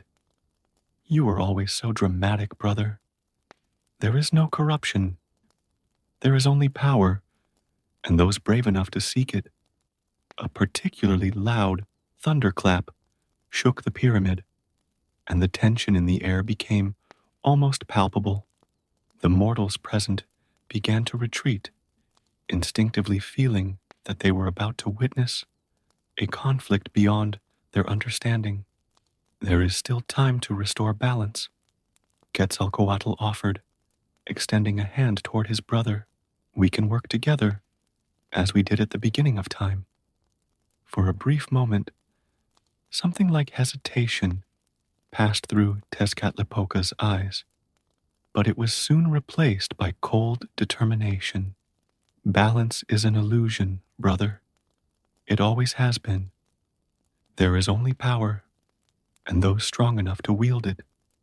With these words, Tezcatlipoca released a wave of dark energy that swept through the pyramid, causing the remaining mortals to flee in panic.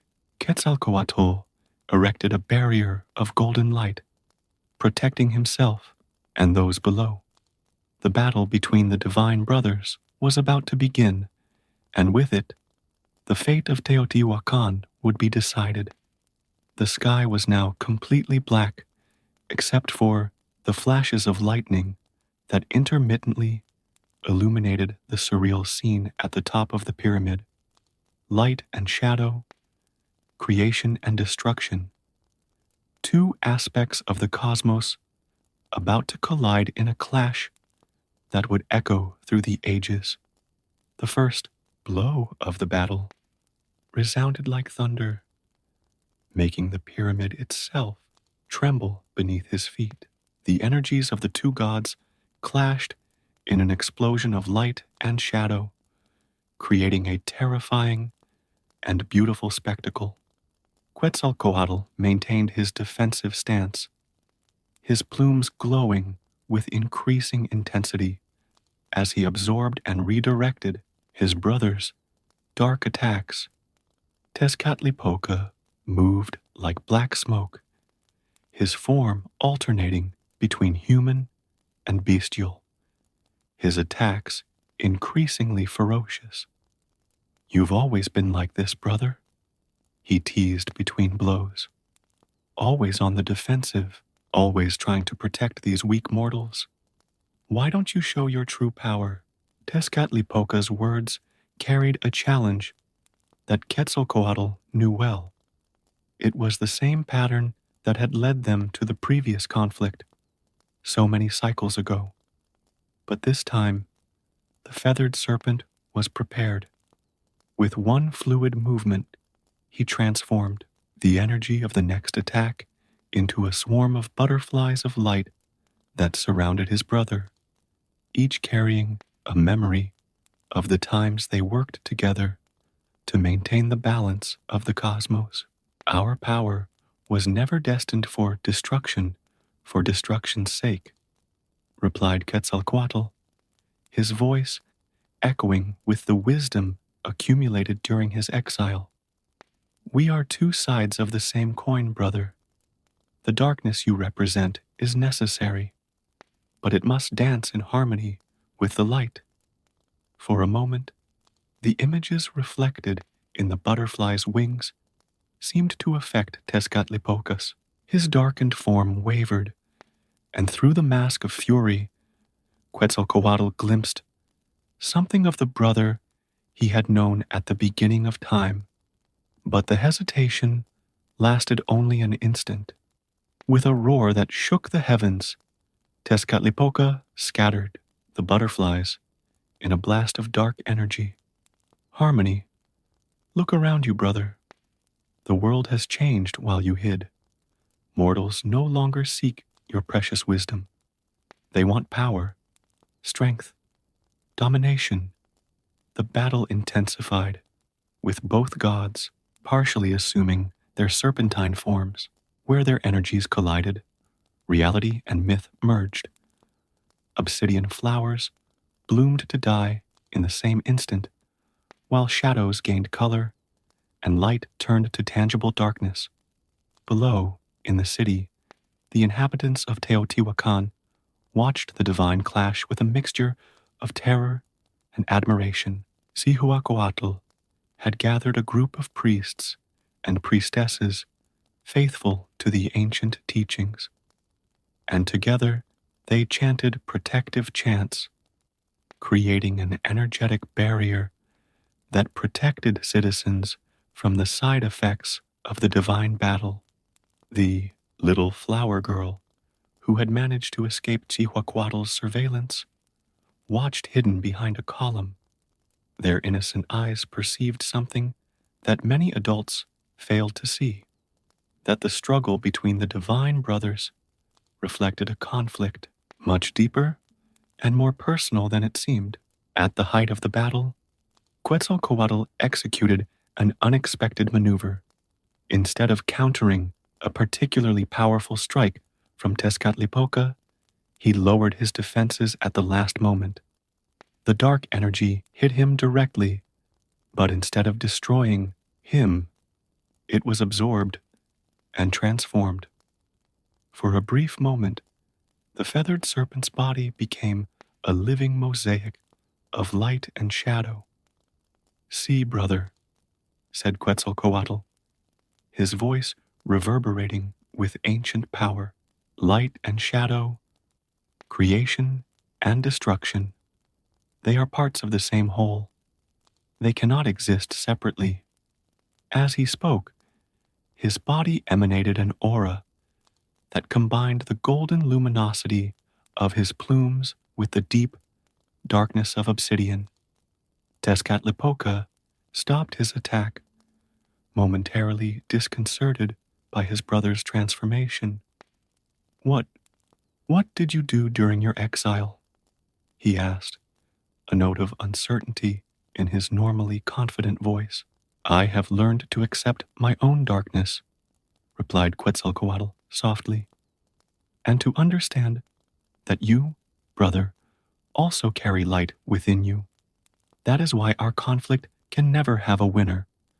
We are complementary parts of the same being." The words seemed to have a physical effect on Tezcatlipoca. His form wavered, and for a moment, patches of light began to appear in his absolute darkness. But then, his eyes narrowed with new determination. "No, your words are poison, trying to weaken me like they did these mortals." With a sudden movement, Tezcatlipoca concentrated all of his power into a single, devastating attack. The dark energy formed a gigantic jaguar of pure darkness that charged at Quetzalcoatl with its fangs bared. The impact was tremendous, shaking the pyramid to its foundations. When the dust settled, everyone present held their breath. Quetzalcoatl was on his knees, but not defeated. Around him, a perfect circle had formed, half covered in resplendent flowers, half consumed by deep shadows. "Don't you see, brother?" he said, slowly rising to his feet. "Every blow we exchange only proves my point. We cannot destroy each other without destroying ourselves." As he spoke, he extended his hand towards his brother again, this time emanating an energy that was neither light nor shadow, but something in between. The battle had reached a crucial moment, and everyone present could feel the weight of fate hanging over Teotihuacan. Tezcatlipoca's decision would not only affect the holy city, but the balance of the cosmos itself. And while the two divine brothers faced each other at the top of the pyramid, time itself seemed to have stopped to witness the outcome of this ancestral clash. The moment of tension at the top of the pyramid stretched like a taut thread about to snap. Quetzalcoatl's outstretched hand remained in the air, emanating that peculiar energy that was neither light nor shadow. As Tezcatlipoca watched with a mixture of suspicion and fascination, the wind carried petals and shadows in a circular dance around the two divine brothers. "Why hesitate, brother?" asked Quetzalcoatl softly. "You who have always been so determined in your actions." His words seemed to penetrate the layers of darkness that enveloped Tezcatlipoca, touching something deep and long forgotten in his being.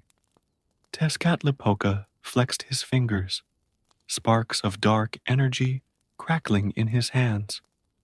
You abandoned your people, he accused, but his voice betrayed an uncertainty that hadn't been present before.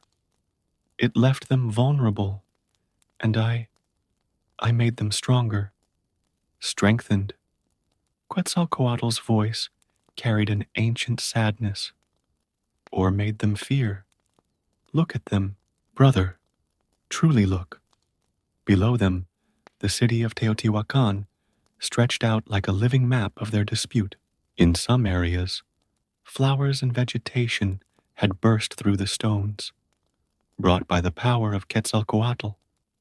In others, deep shadows covered the buildings, a mark of Tezcatlipoca's influence.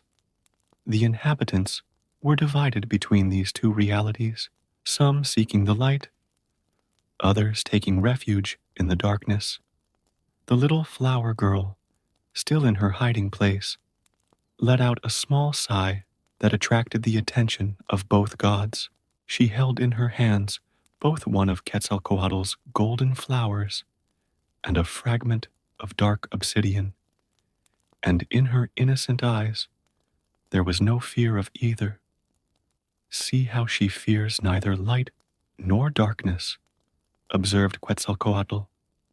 Children have always naturally understood what we, in our ancient wisdom, sometimes forget. Tezcatlipoca watched the girl for a long moment, and something in her posture began to change. The shadows surrounding him became less dense, allowing glimpses of his true form. They're adaptable, he admitted, almost reluctantly. As we all should be, replied Quetzalcoatl, taking a step toward his brother. Rigidity leads to breakage, but flexibility allows change, without destruction. At that moment, Cihuacoatl emerged from his circle of protection, his voice rising in an ancient chant, as old as the gods themselves. It was a melody that spoke of balance, of cycles, of death and rebirth. Other priests and priestesses joined her, their voices intertwining in a web of sound that seemed to connect the entire city. The chant provoked a visible reaction in Tezcatlipoca. Old memories began to emerge, times when he and his brother worked in harmony, when destruction and creation danced in perfect balance. His hands shook slightly, and for the first time in a long time, genuine doubt appeared in his obsidian eyes. Mortals need both, Quetzalcoatl continued, his voice blending with the chant.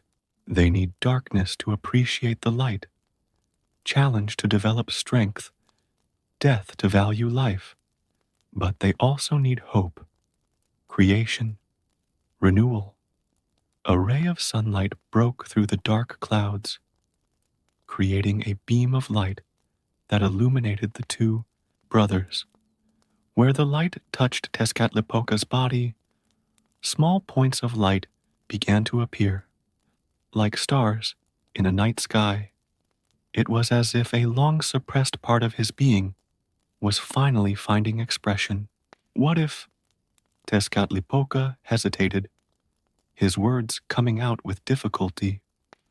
What if I no longer know how to find that balance? Then we will find him together, replied Quetzalcoatl, finally touching his brother's shoulder. The contact Itosat produced a burst of energy that was not destructive, but transformative. Light and shadow merged into a whirlpool of primordial power, enveloping the two gods in a cocoon of pure energy. The little flower girl, watching in wonder, saw something that few others could perceive. For a brief moment, the two brothers appeared to be one being, an entity that contained both light and darkness in perfect balance. The released power began to spread throughout the city, but not in a chaotic or destructive way. Wherever it touched, it transformed. The temples stained by darkness have not completely returned to the light, but they have found a harmonious middle ground. Overly lit areas gained comforting shadows. It was as if the city itself was relearning how to dance between extremes. Tezcatlipoca, still enveloped in transformative energy, began to laugh, not his usual dark laugh, but something closer to the genuine joy he had felt in the early days of creation. "You were always the wiser of the two of us, brother," he admitted, his words carrying the weight of eons. "Not wiser," Quetzalcoatl corrected with a gentle smile, "just more patient. Wisdom comes from the balance between action and contemplation, between light and shadow." The inhabitants of Teotihuacan, noticing the change in the atmosphere, began to come out of their hiding places. The fear that once dominated their hearts was being replaced by something new, not the old blind reverence, but a deeper understanding of the dual nature of their existence. The transformation was just beginning, and much still needed to be done to restore true balance in Teotihuacan. But at that moment, as the two divine brothers descended the steps of the pyramid together, something fundamental had changed. In the very fabric of reality, the little flower girl was the first to approach them, still holding her curious combination of flower and obsidian. His simple gesture of offering both objects to his divine brothers carried a wisdom that transcended his years, a reminder that sometimes the greatest truths are the simplest to understand. The next dawn brought with it a transformed Teotihuacan. The light of the rising sun no longer fought the shadows, but danced with them, creating complex patterns on the temple walls. Quetzalcoatl and Tezcatlipoca, now united in common purpose, walked side by side down the Avenue of the Dead, their combined presence creating an atmosphere of harmony the city had not experienced in generations. The little flower girl, who turned out to be called Xochitl, had become a kind of unofficial symbol of the new era that was beginning. She now walked between the two gods, occasionally plucking flowers that grew from Quetzalcoatl's footsteps and decorating them with small fragments of obsidian that Tezcatlipoca manifested to her. "Mortals will need time to adapt," Tezcatlipoca noted, noting how some inhabitants still flinched at the sight of him, even though his presence no longer emanated pure malevolence. "Generations have lived under the weight of the fear I instilled. Time is our ally in this transformation, brother," replied Quetzalcoatl, as he helped Xochitl create a garland that blended light and shadow. Like the seasons that follow each other, the most profound changes occur gradually. Cihuacoatl approached the group, his steps lighter than in previous days. The ancient priestess carried with her ancient codices that had been kept secret during the years of conflict. "My lords," she said, bowing that now included both gods, "the priests of both temples are assembled as requested.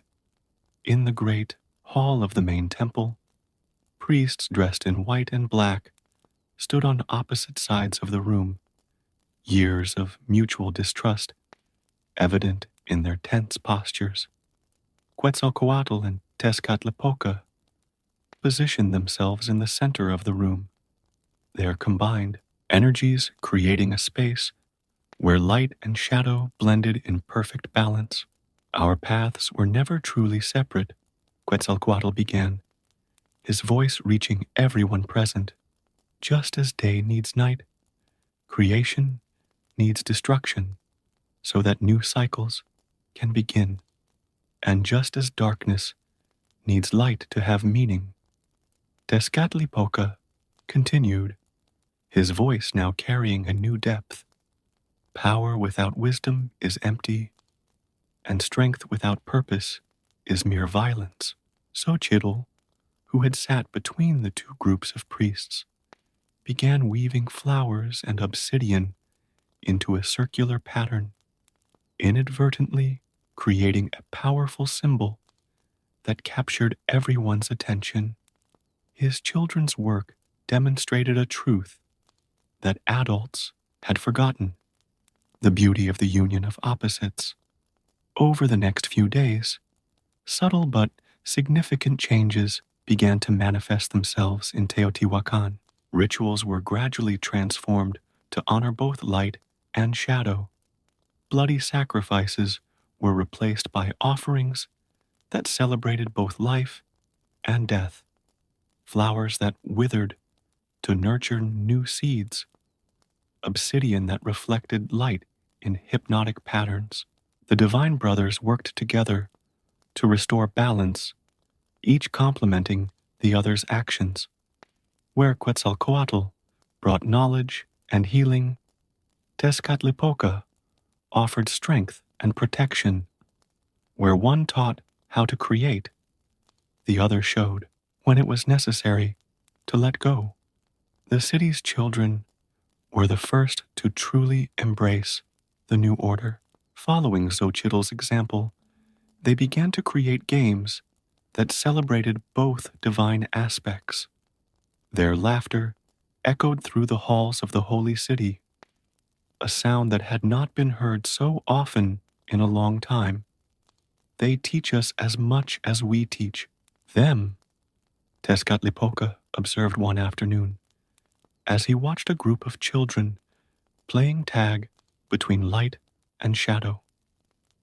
Your ability to accept a change without resistance is inspiring. Quetzalcoatl smiled, remembering how a single child's innocence had helped catalyze his brother's transformation. It's because they haven't yet learned to fear difference, he replied. For them, light and shadow are just different aspects of the same wonderful world. As the seasons followed one another, Teotihuacan flourished under the harmonious guidance of the Divine Brothers. Merchants reported that other cities were beginning to notice the change, and many traveled for days to witness the miracle of the city where light and shadow danced in perfect balance.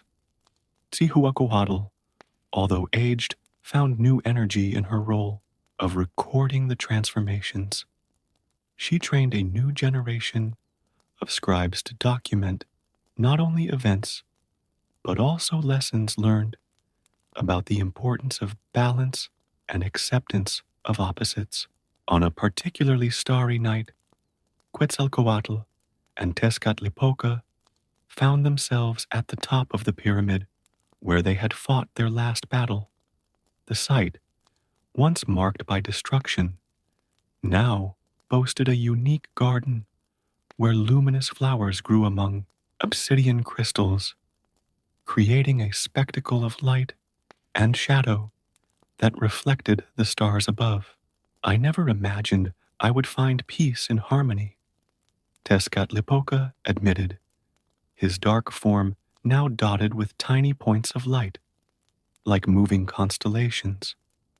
I have always believed that power lies in complete dominance. True strength lies in the capacity for change, replied Quetzalcoatl, his brilliant plumes now displaying shadows that made them even more beautiful, and in the wisdom of recognizing that no extreme can exist without its opposite. Together, the Divine Brothers gazed upon their transformed city, where mortals and gods had learned to dance on the border between light and shadow, finding beauty and power in the union of opposites. And somewhere in the city below, a little girl fell asleep, holding a flower of light and a crystal of shadow, dreaming of a world where differences did not separate, but complemented each other in perfect harmony.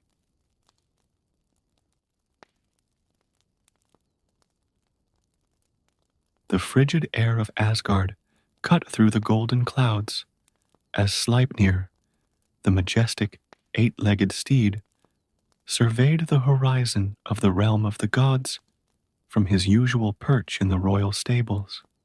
His deep and wise eyes, which had witnessed countless ages, noticed something that not even his master, the almighty Odin, had noticed: a subtle, almost imperceptible vibration ran through the invisible roots of Yggdrasil, the tree that connected the nine worlds. Sleipnir was no ordinary horse. Born from the union between Loki in his equine form and the stallion Svadilfari, he had inherited not only his extraordinary physical form, but also a unique sensitivity to the mystical forces that maintained the balance of the cosmos. His 8 legs, symbols of the 8 cardinal winds, allowed him to climb impossible distances and cross the barriers between worlds with an ease that not even the gods possessed. On that particular morning, as the Aesir celebrated another feast in Valhalla's golden hall, Sleipnir felt the disturbance growing. It was like a dissonant note in an ancient melody, a tremor that threatened to destabilize the harmony of the nine worlds. The steed knew he could not ignore that silent call that reverberated through the branches of Yggdrasil. Munin, one of Odin's ravens, landed next to Sleipnir, tilting his dark head in curiosity. "Does something trouble you, traveler of the worlds?" asked the raven, using the ancient language they shared. Sleipnir responded with a soft neigh, his 8 restless paws scraping the golden floor of Asgard. "There is a rift growing between the worlds," Sleipnir shared, his mental voice deep and concerned. "Something that not even Heimdall's eyes can see, for it is not in any specific world, but in the very paths between them." Munin ruffled his black feathers, considering the steed's words. "And what do you intend to do, son of Loki?" "Odin is busy with preparations for the next Ragnarok, and the other gods are absorbed in their own concerns." Sleipnir raised his majestic head, his eyes reflecting the determination that had made him legendary. "I must go alone. I am the only one who can traverse all the paths of Yggdrasil without needing the Bifrost. If these fractures are not repaired, the fabric that holds the worlds together will begin to unravel." The crow understood the gravity of the situation. "I will carry your message to Odin, but I cannot guarantee when he will be able to answer this call." "There is no time to wait," replied Sleipnir, already moving towards the shadows, where the branches of Yggdrasil became more tangible. "The tree sings in agony, and I must answer its call." With supernatural grace, Sleipnir began his journey. Its 8 legs moved in perfect synchronization, creating a hypnotic rhythm that seemed to bend the very space around it.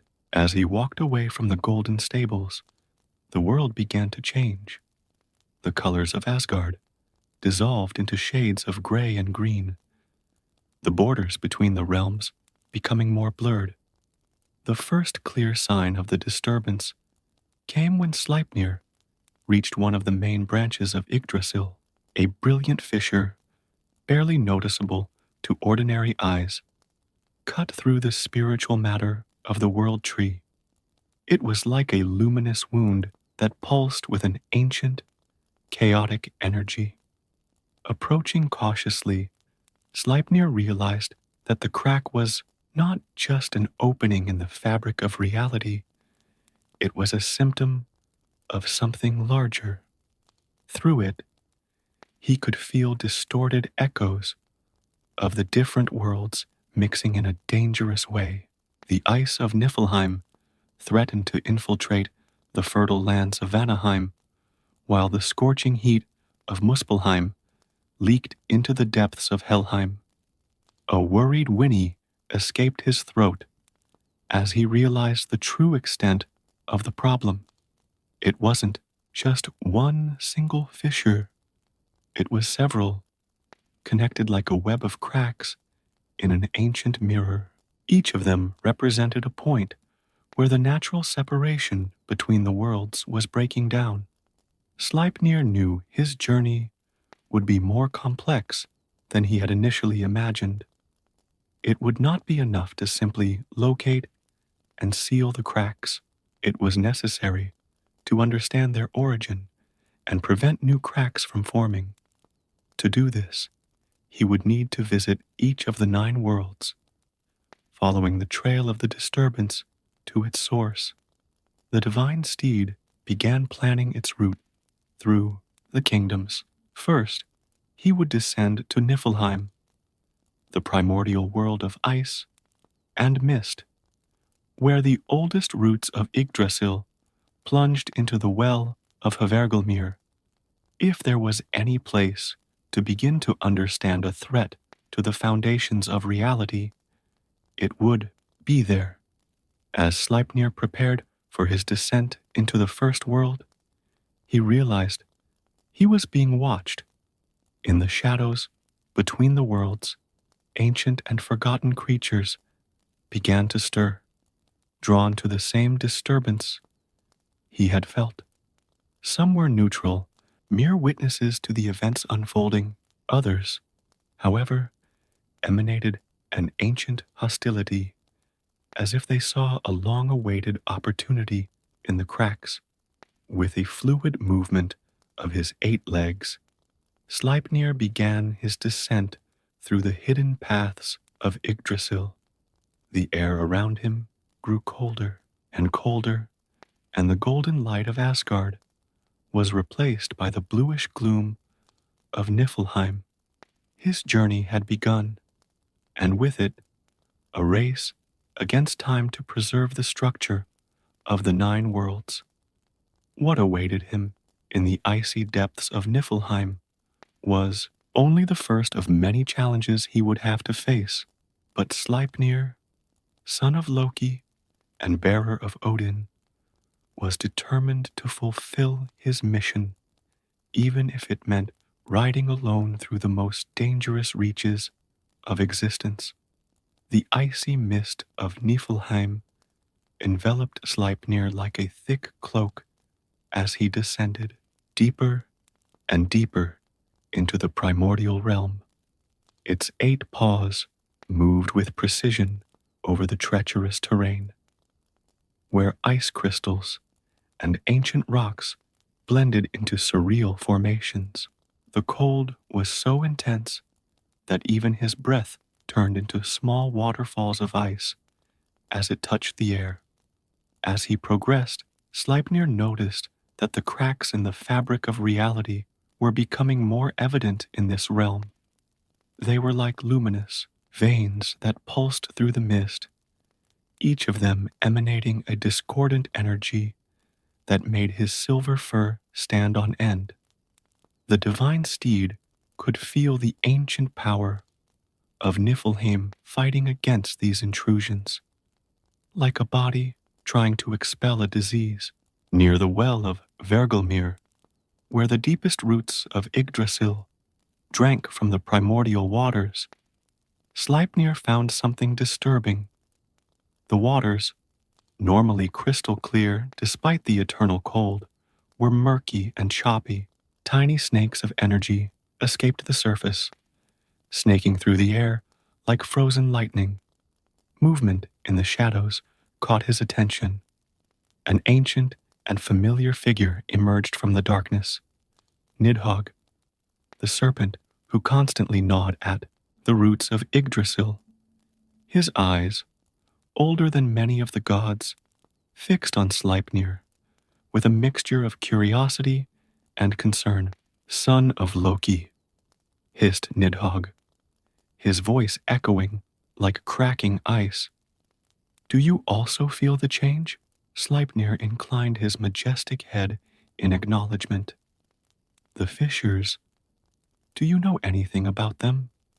The serpent slithered closer, its ancient scales reflecting the ethereal light of the cracks. Something is altering the fundamental balance of the worlds. Even in my eternal task of gnawing at the roots, I have never felt Yggdrasil shake in this way. This information worried Sleipnir even more. If even Nidhogg, a force of controlled destruction necessary for the balance of the worlds, was restless, the situation was more serious than he imagined. As they spoke, a new fissure opened up next to them, piercing the air like silent lightning. The scorching heat of Muspelheim leaked through it, creating a violent collision with the cold of Niflheim. Steam and ice danced in a chaotic swirl around the opening. Sleipnir acted instinctively. Concentrating, he began to gallop in a specific pattern around the fissure. Its 8 legs created a complex rhythm that resonated with Yggdrasil's own frequencies.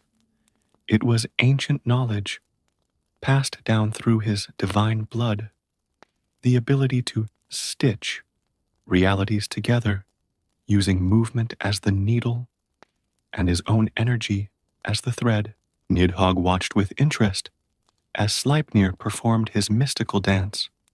Gradually, the fissure began to close, its edges moving closer together until they were completely sealed. However, the effort took its toll.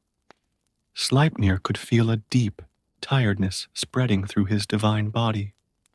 Impressive, Nidhogg commented, but do you realize you're only treating the symptoms, not the cause? Sleipnir nodded, catching his breath. That's why I need to understand the origin. Did you notice anything unusual before the cracks appeared? The snake was silent for a moment, as if searching through old memories. There was a vibration, unlike anything I've ever felt before. It came from beyond the 9 worlds, from a place that not even I, in all my antiquity, know. This revelation made Sleipnir shudder. Beyond the 9 worlds, there was only the primordial void, the Ginnungagap, from which all creation had emerged. If something was moving at those impossible depths, the consequences could be catastrophic. A distant scream echoed through the mist. Not a physical sound, but a wail that reverberated through the very fabric of reality. It was Yggdrasil, the world tree, expressing its pain across dimensions. Sleipnir could feel every vibration in his bones, every note of agony in his blood. Go, said Nidhogg, already slipping back into the shadows. Follow the trail. I'll keep watch here at the roots, trying to contain what I can. Sleipnir needed no further encouragement. With one fluid movement, he began his ascension through the hidden paths of Yggdrasil. His next destination would be Muspelheim, the realm of eternal fire. If the fissures were creating chaotic bridges between opposing worlds, it was essential to understand how this affected the most volatile realm of all. As he soared through the invisible branches of the world tree, Sleipnir reflected on what he had learned. The threat was greater than he had initially imagined. It was not just a matter of sealing fissures, but of preventing something of the primordial void itself from invading established reality. The air around him began to heat up, signaling his approach to Muspelheim. The icy shadows of Niflheim were gradually replaced by an orange-red glow that seemed to pulse like a giant heart. Sleipnir knew that the challenges in Muspelheim would be completely different. Here, it was not the cold that threatened, but a heat capable of melting even the weapons of the gods. As he prepared to enter the fire realm, one last look back revealed that the cracks seemed to follow a pattern, as if they were part of a larger design that he could not yet fully comprehend. Each step of his journey revealed more questions than answers, but Sleipnir was determined to continue. The fate of the 9 worlds depended on their ability to decipher this mystery and act before it was too late. The intense heat of Muspelheim enveloped Sleipnir like a suffocating wave as he crossed the border of the fire realm. The contrast with the cold of Niflheim was brutal, but its 8 legs quickly adapted to the volcanic terrain, dancing between rivers of lava and incandescent rocks. The air shivered with extreme heat, distorting the view of the flaming mountains that rose to the horizon. As he advanced through hostile territory, Sleipnir noticed that the fissures here were of a different nature. Instead of leaking energy outward, they seemed to suck in Muspelheim's primordial heat, like open wounds, draining the realm's life power. This explained the imbalance he had felt in Niflheim. Energy wasn't just leaking, it was being actively extracted. A thunderous roar caught his attention. Surtur, the black fire giant that guarded the borders of Muspelheim, emerged from a cascade of lava. His flaming sword lit up the sky, darkened by volcanic smoke. How audacious of you, Odin's steed, to enter my realm without invitation, thundered Surtur, his words making the very air vibrate with heat. Sleipnir maintained his dignified posture, even in front of the immense giant. I come on a mission of my own, Lord of Flames. The fissures that drain your kingdom threaten the balance of all worlds. Surtur narrowed his fiery eyes. So you've noticed it too. My power, the very essence of Muspelheim, is being sucked away somewhere beyond my understanding. The divine steed approached cautiously, its paws leaving bright marks on the volcanic soil. In Niflheim, Nidhogg mentioned a force coming from the Ginnungagap. Did you feel anything similar here? The fire giant became thoughtful, his flames momentarily dimming. There's something familiar about this energy. It reminds me of the days before creation, when fire and ice danced in the void. As they talked, a new fissure opened next to them, larger than all the previous ones. The vacuum inside was so intense that it began to suck in not only heat, but also fragments of rock and lava. Surtur raised his sword, preparing to strike at the opening. No, shouted Sleipnir. Attacking her directly will only make the situation worse. The steed began its sealing ritual, but this time it incorporated a new element. As his 8 legs weaved the mystical pattern, he channeled some of Muspelheim's own heat, using it to strengthen the seal. The fissure initially resisted, but gradually began to close, its edges merging with an intense glow. Surtur watched with growing interest. You have a unique understanding of primordial forces, son of Loki, perhaps because you carry within you both chaos and order. The giant's observation sparked a realization in Sleipnir. The fissures weren't just random gaps. They followed a pattern reminiscent of ancient chaos runes, those that existed even before the creation of the worlds. The fissures, muttered Sleipnir, are like scars from an ancient language, a language of the void trying to communicate with our reality.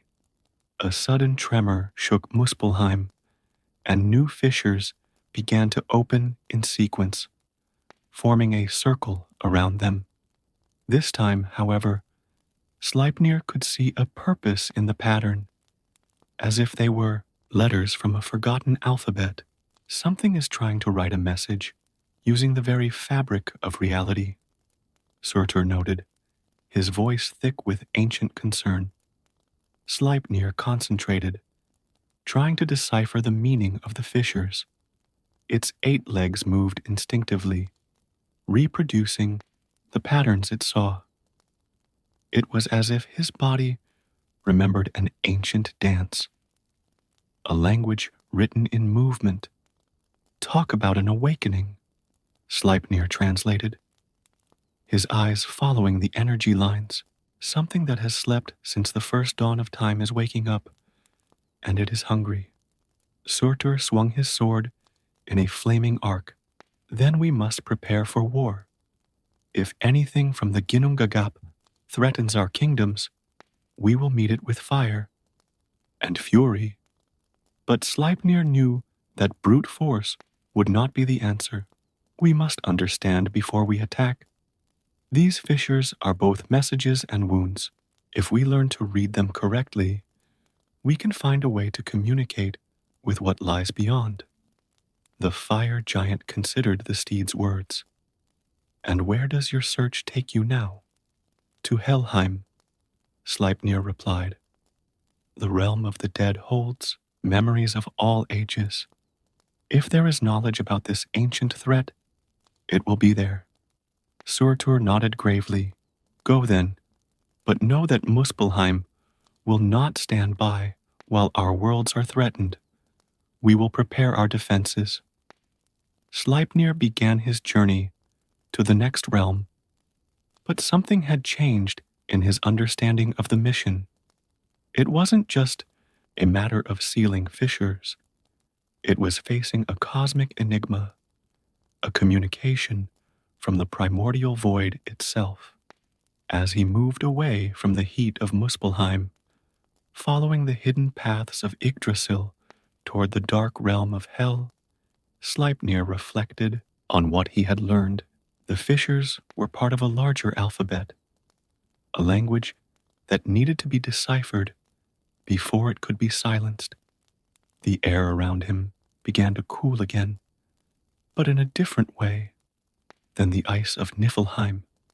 It was the cold of death, the emptiness that awaited every soul in the kingdom of Hell.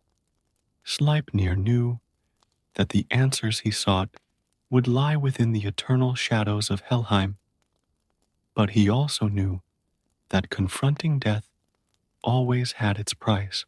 The shadows of Helheim embraced Sleipnir as he passed through the gates of the realm of the dead.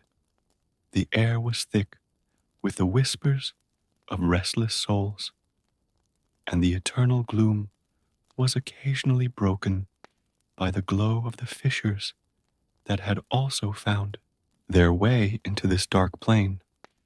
Hell's palace rose in the distance, an imposing structure made of ancient bones and solidified shadows. Sleipnir noticed that the cracks here had a different quality. Instead of leaking energy or sucking it in, they seemed to distort the very memories that permeated the realm of the dead. As he advanced through the misty terrain, shadows began to materialize around him. They were echoes of fallen warriors, those who had not been chosen for Valhalla. His dull eyes followed the divine steed with a mixture of curiosity and reverence. Son of Loki, a familiar voice echoed through the darkness. Hel, the lady of the kingdom of the dead, emerged from the shadows. Her form was a living paradox, half radiant beauty, half consumed by death. You bear the scent of the upper worlds and the mark of an urgent quest. Sleipnir bowed his head in respect. Lady of Helheim, I have come in search of ancient knowledge. The fissures that appear in every realm speak a forgotten language, a message from Ginnungagap himself. Hel slid closer, her heterochromatic eyes studying the fissures pulsing around her. Yes, I can see the patterns. They disturb the memories of the dead, making them remember things that should remain forgotten. One of the nearby fissures suddenly expanded, and through it, Sleipnir glimpsed something disturbing. Images from the time before creation, when not even Yggdrasil existed. It was a vision of primordial chaos, where incomprehensible forces danced in the infinite darkness. The oldest memories, muttered Hel, those that predate even the frost giants, are being awakened. Something is using the fissures to reconstruct a history that has been deliberately forgotten. Sleipnir focused on the images flowing through the fissure. Its 8 legs moved instinctively, responding to the patterns it saw. There is something familiar about these movements, as if my own body recognizes this ancient dance. Hel nodded gravely. Your blood carries the memory of primordial chaos through Loki. You are both a child of order and chaos, Sleipnir. Perhaps that is why you can see what others cannot. The shadows around them began to stir more intensely, and ancient voices echoed through the realm of the dead. They were forgotten languages, languages that had died out even before the birth of the gods. Sleipnir realized he could understand fragments of these whispers. They speak of a guardian, the steed translated, his ears moving to catch the whispers, a being who was tasked with maintaining the balance between the void and creation. Yes, confirmed Hel, his voice carrying the weight of countless ages. In the early days, when Ymir still walked the primordial realms, there existed a being whose function was to keep chaos under control, allowing creation to flourish without being consumed by the void. Another fissure opened, larger than the previous ones, and through it flowed more vivid memories. Sleipnir saw an impossible creature, made of intertwined light and darkness, dancing an eternal dance at the edges of reality. It was both beautiful and terrible, its form constantly changing like the very forces of chaos it contained. The border guardian, whispered Hel. It was forgotten over time, just like your sacred dance that kept your balance. But now he's waking up, added Sleipnir, finally understanding, and their dance is no longer harmonious. It is a cry for help, written on the very walls of reality.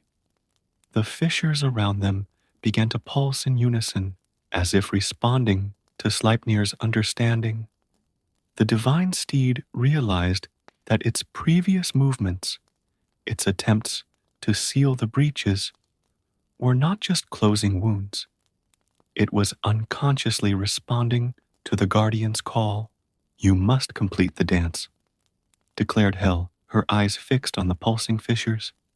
Your blood carries memory. Your 8 legs can recreate the ancient patterns, but it will need more power than you have now. Sleipnir understood what needed to be done. He would have to travel to Mimisbrunner, the well of wisdom, where Odin had sacrificed his eye in exchange for knowledge. There, perhaps, he could drink the sacred water and fully awaken the ancestral memories that slept in his blood. Time is short, warned Hel. The fissures are multiplying, and each one further weakens the barriers between the void and our worlds. If the guardian is not reached, and his dance restored, creation will begin to unravel, concluded Sleipnir, feeling the weight of responsibility on his shoulders, and everything will return to primordial chaos. With new determination, Sleipnir prepared to leave. Helheim's shadows seemed reluctant to let him go, as if the very souls of the dead recognized the importance of his mission. Remember, called Hel as he began to move, the guardian's dance is not just movement, it is a language, a song, a story. To restore balance, you will need to tell that story again with each step you take. Sleipnir nodded, his 8 legs already beginning to weave complex patterns as he headed towards the hidden paths of Yggdrasil. The knowledge gained in Helheim weighed heavily on his mind, but it also gave him hope. For the first time since he began his journey, he could see the whole picture, and he knew exactly what he needed to do. Sleipnir ascended the invisible paths of Yggdrasil towards Mimisbrunner, the sacred well of wisdom. The knowledge gained from Helheim reverberated in his mind as his 8 legs moved in increasingly complex patterns, unconsciously reproducing fragments of the guardian's ancient dance. As he approached the well, the fissures around him seemed to respond to his movements, pulsing in sync with his footsteps. The air was charged with mystical energy, and Sleipnir could feel the weight of countless eons converging at this pivotal moment. Mimir, the decapitated sage whose head guarded the well, watched the approach of the divine steed with eyes that had witnessed the birth of the worlds.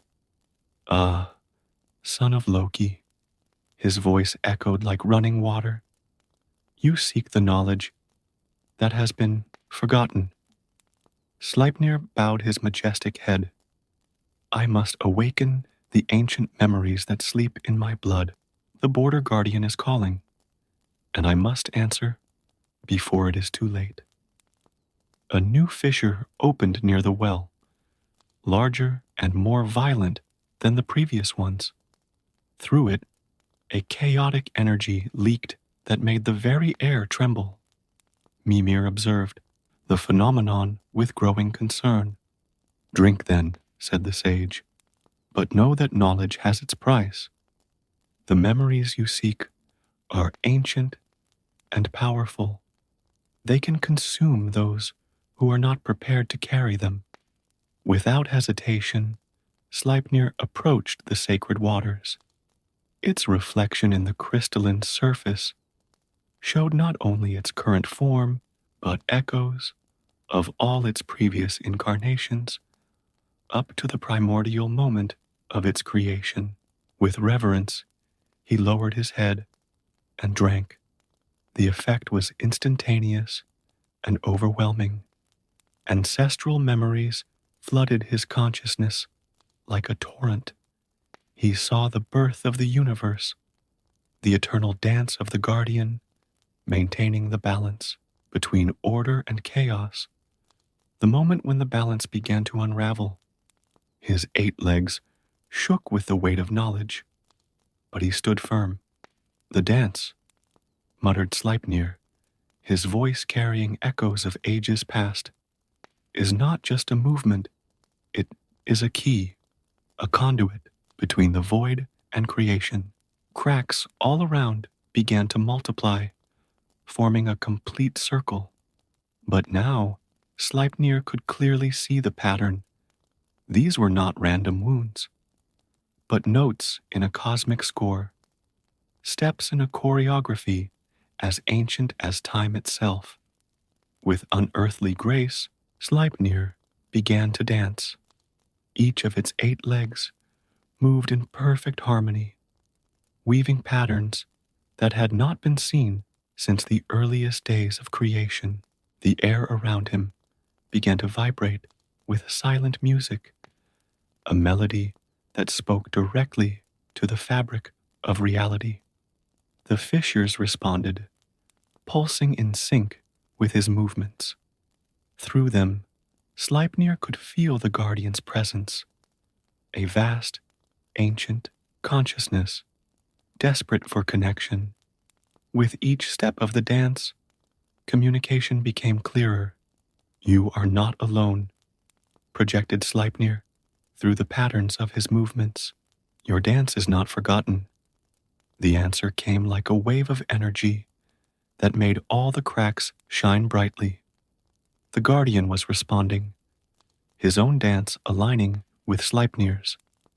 It was a duet through the very fabric of reality, a conversation in a language older than words. Mimir watched in awe as the space around the well transformed. The fissures were no longer wounds, but portals of light through which glimpses of the primordial void could be seen. And in the depths of that void, a form began to materialize. The Border Guardian, awakening from its forced slumber. The dance reached its climax when Sleipnir performed a particularly complex sequence, his 8 legs moving in 8 different directions simultaneously. It was the final movement, the key that completed the pattern. The air shook with primordial power, and for a moment, all 9 worlds seemed suspended in a single instant of perfect balance. The Guardian emerged fully, an entity of intertwined light and shadow, its form constantly shifting like the very forces it held in balance. His dance merged with Sleipnir's in perfect harmony, and the fissures began to transform. Instead of tears in the fabric of reality, they became controlled bridges, channels through which primordial chaos could flow in an orderly manner, nourishing creation without threatening to consume it. Balance was being restored, not through force or restraint, but through the eternal dance that should always have continued. The dance must continue, the Guardian's voice echoed across the dimensions, but no longer alone. Sleipnir understood the deep meaning of those words. His role did not end there. He had become part of something larger, a participant in the eternal dance that maintained the balance between order and chaos. His 8 legs were not just for traveling between worlds, but for helping to weave the very pattern of reality. The last fissures turned into arcs of controlled light, and the Guardian's presence once again established itself at the edges of creation. Sleipnir felt a deep tiredness, but also an equally deep satisfaction. The threat had not only been contained, but transformed into something necessary and beautiful. "You danced well, son of Loki," said Mimir, his voice thick with approval, "and now he carries not only the knowledge, but the responsibility of keeping this dance alive." Sleipnir nodded, knowing that his journey had not truly ended, but had transformed into something new.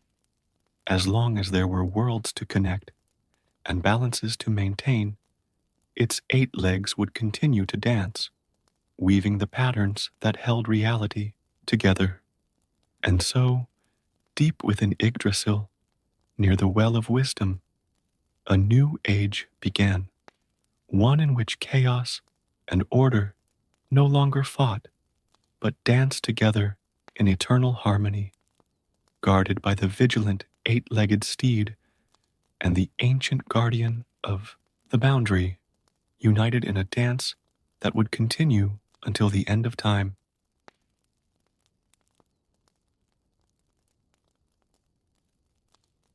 Night fell heavily on the road that snaked between the hills of the interior of Sao Paulo.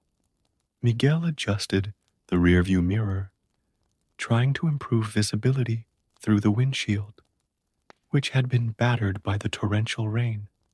The headlights of his '89 Chevette could barely cut through the darkness that grew thicker with every kilometer. As an app driver for 3 years, he was used to the nighttime weather, but this particular night had something different about it, a dense atmosphere that made the hairs on the back of his neck stand on end. The radio buzzed, alternating between static and fragmented snippets of old songs. Miguel tried to tune in to a station, but gave up after a few unsuccessful attempts. The silence inside the car was broken only by the monotonous noise of the windshield wipers and the drumming of the rain on the metal roof. His thoughts wandered between overdue bills and worrying about his sick mother, reasons that made him accept late-night races, even in adverse weather conditions like that. He was returning from a run in a remote area when his eyes caught sight of a white figure on the side of the road. At first, he thought it was just a reflection of the rain in the headlights. But as he got closer, the silhouette became more defined. It was a young woman, dressed entirely in white, in a long, old-fashioned dress that seemed inappropriate for the storm. Her raised arm signaled for a ride. Miguel hesitated for a moment. His rational mind told him to keep going. After all, stopping for strangers on a deserted road in the middle of the night was a recipe for trouble. But something deep inside him compelled him to stop. Perhaps it was the girl's helpless expression, or perhaps the thought that it could be his own sister in that situation. He braked gently, pulling the car over onto the muddy shoulder. The young woman climbed into the back seat with an ethereal grace, her movements as silent as a breeze. Miguel noticed through the rearview mirror that she appeared to be around 20, with delicate features and very pale skin. Her long black hair was inexplicably dry, despite the torrential rain. "Good evening, ma'am. Where are you going?" Miguel asked, trying to maintain a professional tone, although a strange feeling was beginning to form in his stomach. The answer came in an almost inaudible whisper. "Rua das Margaridas, 237, Villa Santo Antonio."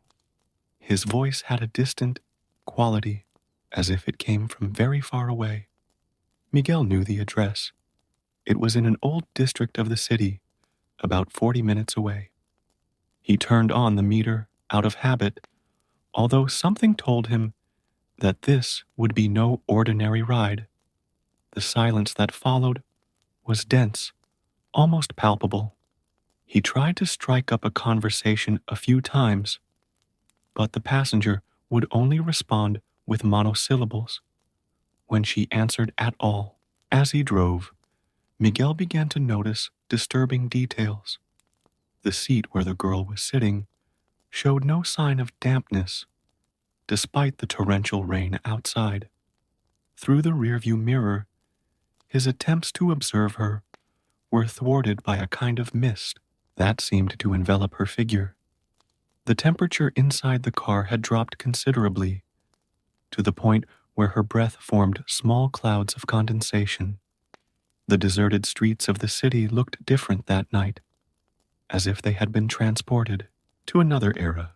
The old houses of Villa Santo Antonio, with their Art Deco facades and manicured gardens, emanated a melancholy aura under the yellowish light of the street lamps. The rain had subsided to a fine, persistent drizzle. As he approached number 237, Miguel felt a shiver run down his spine. The house was an old but well-kept building, with a front garden full of daisies, unusual for that time of year.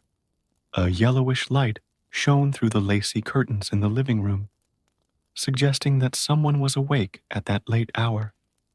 "We're here, ma'am," announced Miguel, turning to the back seat.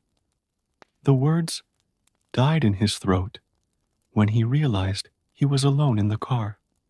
The seat was completely dry, with no sign that anyone had been there moments before. His heart raced, and a wave of icy dread ran through his body. With trembling hands, Miguel turned off the car and spent a few minutes trying to process what had happened. His rational mind searched for logical explanations, but nothing made sense. Driven by a curiosity that overcame his fear, he decided to knock on the door of the house. He needed to understand. He needed answers that would make sense of that surreal night. As he walked along the stone path in the garden, he noticed that the daisies seemed to glow supernaturally in the moonlight that was now breaking through the clouds. The sound of his footsteps on the wet gravel echoed eerily in the silence of the night. His hand hesitated for a moment before ringing the ancient bronze bell. The melodious sound of the bell reverberated through the house, and a few moments later, footsteps approached the door. Miguel felt his heart speed up even more when the door opened, revealing an elderly man with white hair and a tired but kind expression. Next to him, an equally elderly woman looked at him with curious and apprehensive eyes. At that moment, Miguel didn't know that he was about to discover a story that would change his life forever. A story of love, loss, and mysteries that transcended human understanding. What had begun as just another night at work would turn into a journey that would force him to question everything he believed about reality and the supernatural. "Good evening. Sorry to bother you so late," Miguel began, his voice betraying his nervousness. "I'm an app driver and, well, I've just brought a young woman to this address, but she—" His voice faltered, unsure of how to explain something he didn't even understand. The elderly couple exchanged a meaningful glance, as if those words were awakening long-held memories. The lady stepped forward, her eyes watering with sudden tears. "Please come in," she said, her voice trembling slightly. "I think we need to talk." Miguel was led into a living room that seemed frozen in time. Old, well-preserved furniture, black and white photos on the walls, and a pendulum clock that ticked solemnly. The man, who introduced himself as Alberto, indicated an armchair for Miguel to sit in, while his wife, Dona Clara, went to prepare some tea. "How was she dressed?" asked Alberto, his voice carrying a weight that Miguel couldn't fully understand. "A long, white dress. It looked old," Miguel replied, noticing how the gentleman's hands were trembling slightly. "She had long, black hair and very pale skin." Dona Clara returned with a tray of tea, silent tears streaming down her wrinkled face. In her trembling hands, she held a picture frame, which she handed to Miguel. The photograph showed exactly the same young woman who had been in his car moments before, smiling next to an old car wearing the same white dress. Was our daughter, Helena," said Doña Clara, taking a seat next to her husband. "She died exactly 40 years ago, on that same road where you found her today." Miguel felt a shiver run down his spine as the elderly people began to tell the story. Helena was a young teacher, adored by her students and known for her kindness. On that fateful night in 1983, she was returning from a graduation party for her students when her car broke down during a storm similar to the one that night. She tried to get help in the rain, Alberto continued, his voice breaking. A truck. The driver said he didn't see her in time. He paused, taking a deep breath before continuing. Since then, especially on nights of heavy rain, we've had visitors like you, drivers who find you in the same place, trying to get home. Miguel listened attentively, his cup of tea forgotten in his hands. The supernatural stories his grandmother used to tell him as a child seemed to take on a new dimension of reality. But why does she keep coming back? Mrs. Clara stood up and walked over to a bookcase, returning with a carved wooden box. Inside were letters, photos, and a diary. Helena was engaged, she explained, showing a photo of a smiling young man in military uniform. Carlos left to serve abroad a week before the accident. She never received his last letter. The letter in question, yellowed by time but carefully preserved, was still unopened. Carlos never heard about Helena's accident. He himself died on duty a few weeks later. The double tragedy had devastated both families. We believe she's still looking for a way home because there's something unfinished, said Alberto, looking thoughtfully at the photos. Each person who brings her here is like an attempt to complete her last journey. Miguel noticed that his hands had stopped shaking. The initial fear had been replaced by a deep melancholy and compassion. His grandmother's stories about lost souls had taken on a new meaning. They weren't just tales to scare children, but reflections of real pain, of broken loves and goodbyes that never happened. The pendulum clock struck 3, making Michael realize how much time had passed. The rain outside had stopped completely, leaving only the silence of dawn. Donna Clara insisted on showing more photos of Helena, her training, her first days as a teacher, happy times with Carlos. Have you tried opening the letter? Asked Miguel, looking at the sealed envelope on the table. We didn't have the courage, replied Donna Clara. We always felt it wasn't our right. It belongs to Helena. At that moment, a gentle breeze blew through the room, making the curtains dance slightly, even though all the windows were closed. The picture frame with Helena's photo trembled on the table, and for a moment, Miguel could have sworn he felt that same chill he had experienced in the car. She's here, whispered Donna Clara, her hands clasping her husband's. She always comes back when we talk about her. Miguel watched in fascination as the photos on the table moved slightly, as if someone invisible was watching them. The envelope of the unopened letter shook, sliding a few centimeters across the polished surface of the table. It was as if the very air in the room had become denser, charged with a presence that could not be seen, but could be felt by everyone present. The atmosphere in the old room became even denser when the letter began to move on its own. Miguel, Alberto, and Donna Clara watched in reverential silence as the envelope slowly slid across the table, stopping near the edge. Helena's invisible presence was almost tangible in the air.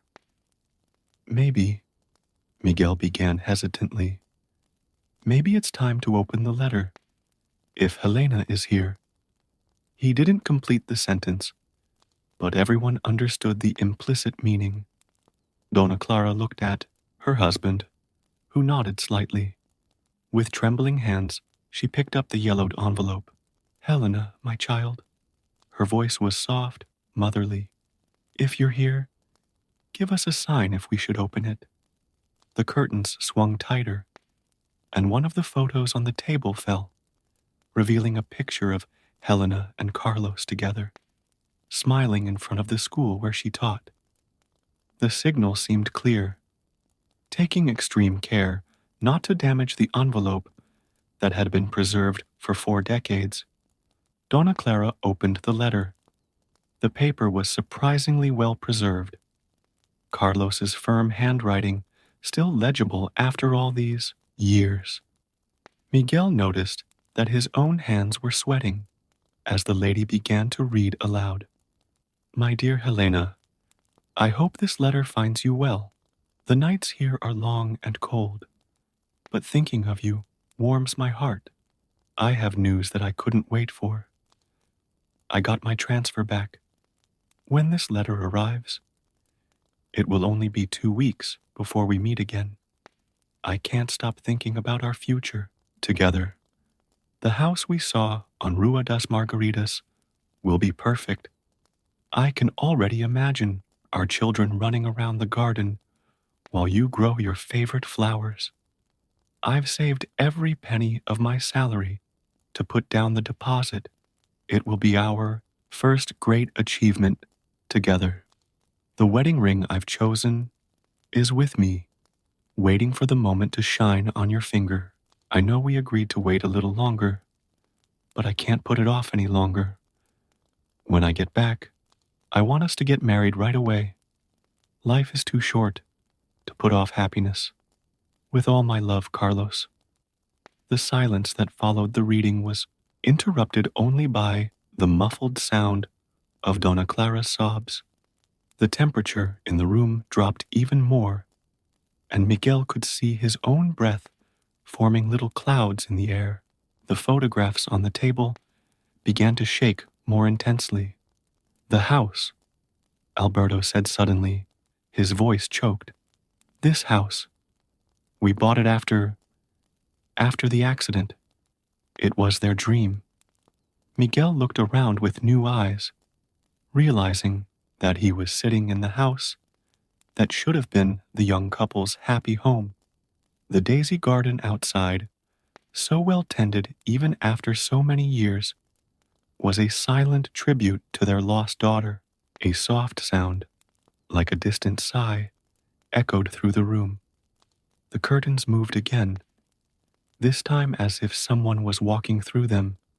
Miguel felt a presence pass through him, not a frightening chill, but a sense of deep melancholy. She had to know, whispered Doña Clara, clutching the letter to her chest. All these years, she kept coming back because she didn't know Carlos was coming back to her.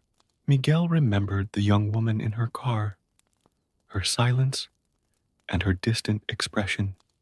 Now he understood. It wasn't just a lost soul trying to get home. It was a bride waiting for her love to return, trapped in an eternal cycle of waiting.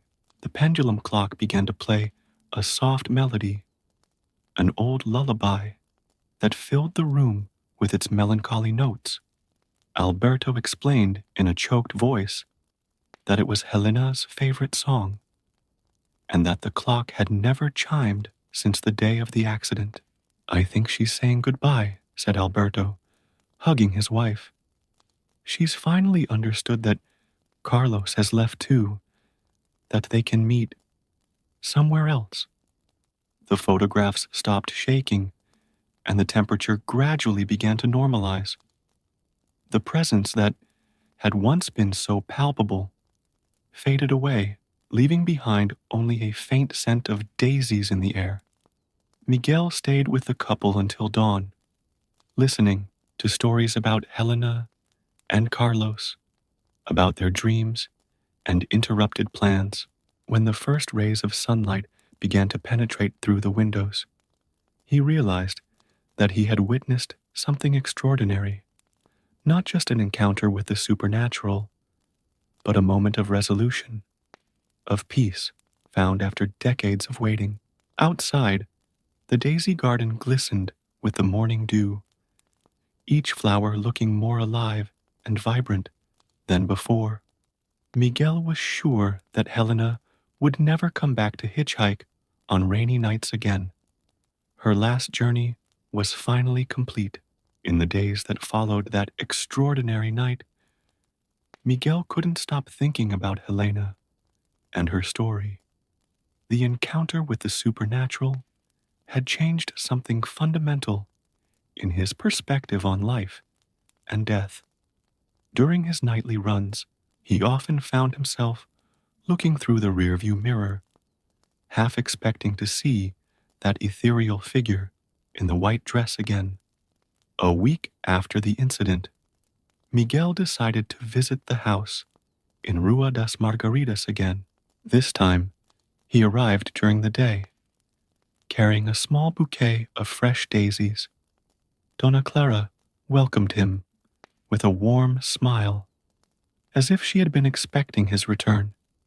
The house looked different in the daylight, less mysterious, but still imbued with a peculiar serenity. Since that night, began Donna Clara, as she served coffee in the same room where they had read the letter, things have changed around here. It's as if a weight has been lifted. She paused, looking thoughtfully out of the window at the garden.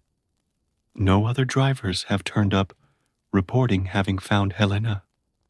Miguel noticed that the old photographs were still on the table, but now they seemed to tell a different story, no longer one of sadness and waiting, but of love that transcended time. Alberto joined them, bringing a box of souvenirs that hadn't been shown the night before. "We found this yesterday," said Alberto, pulling out a notebook with a faded blue cover. "It's Helena's diary. We never had the courage to read it before, but now—" His voice faltered for a moment. "Now it feels right." The diary revealed a Helena very different from the silent apparition Miguel had encountered. The pages were full of dreams, plans, and little everyday joys. She wrote about her students with affection, about Carlos's letters with youthful love, and about the future she imagined in that same house where they were now. "Look at this," said Donna Clara, pointing to a particular entry. It was written the day before the accident. Helena's delicate handwriting filled the page.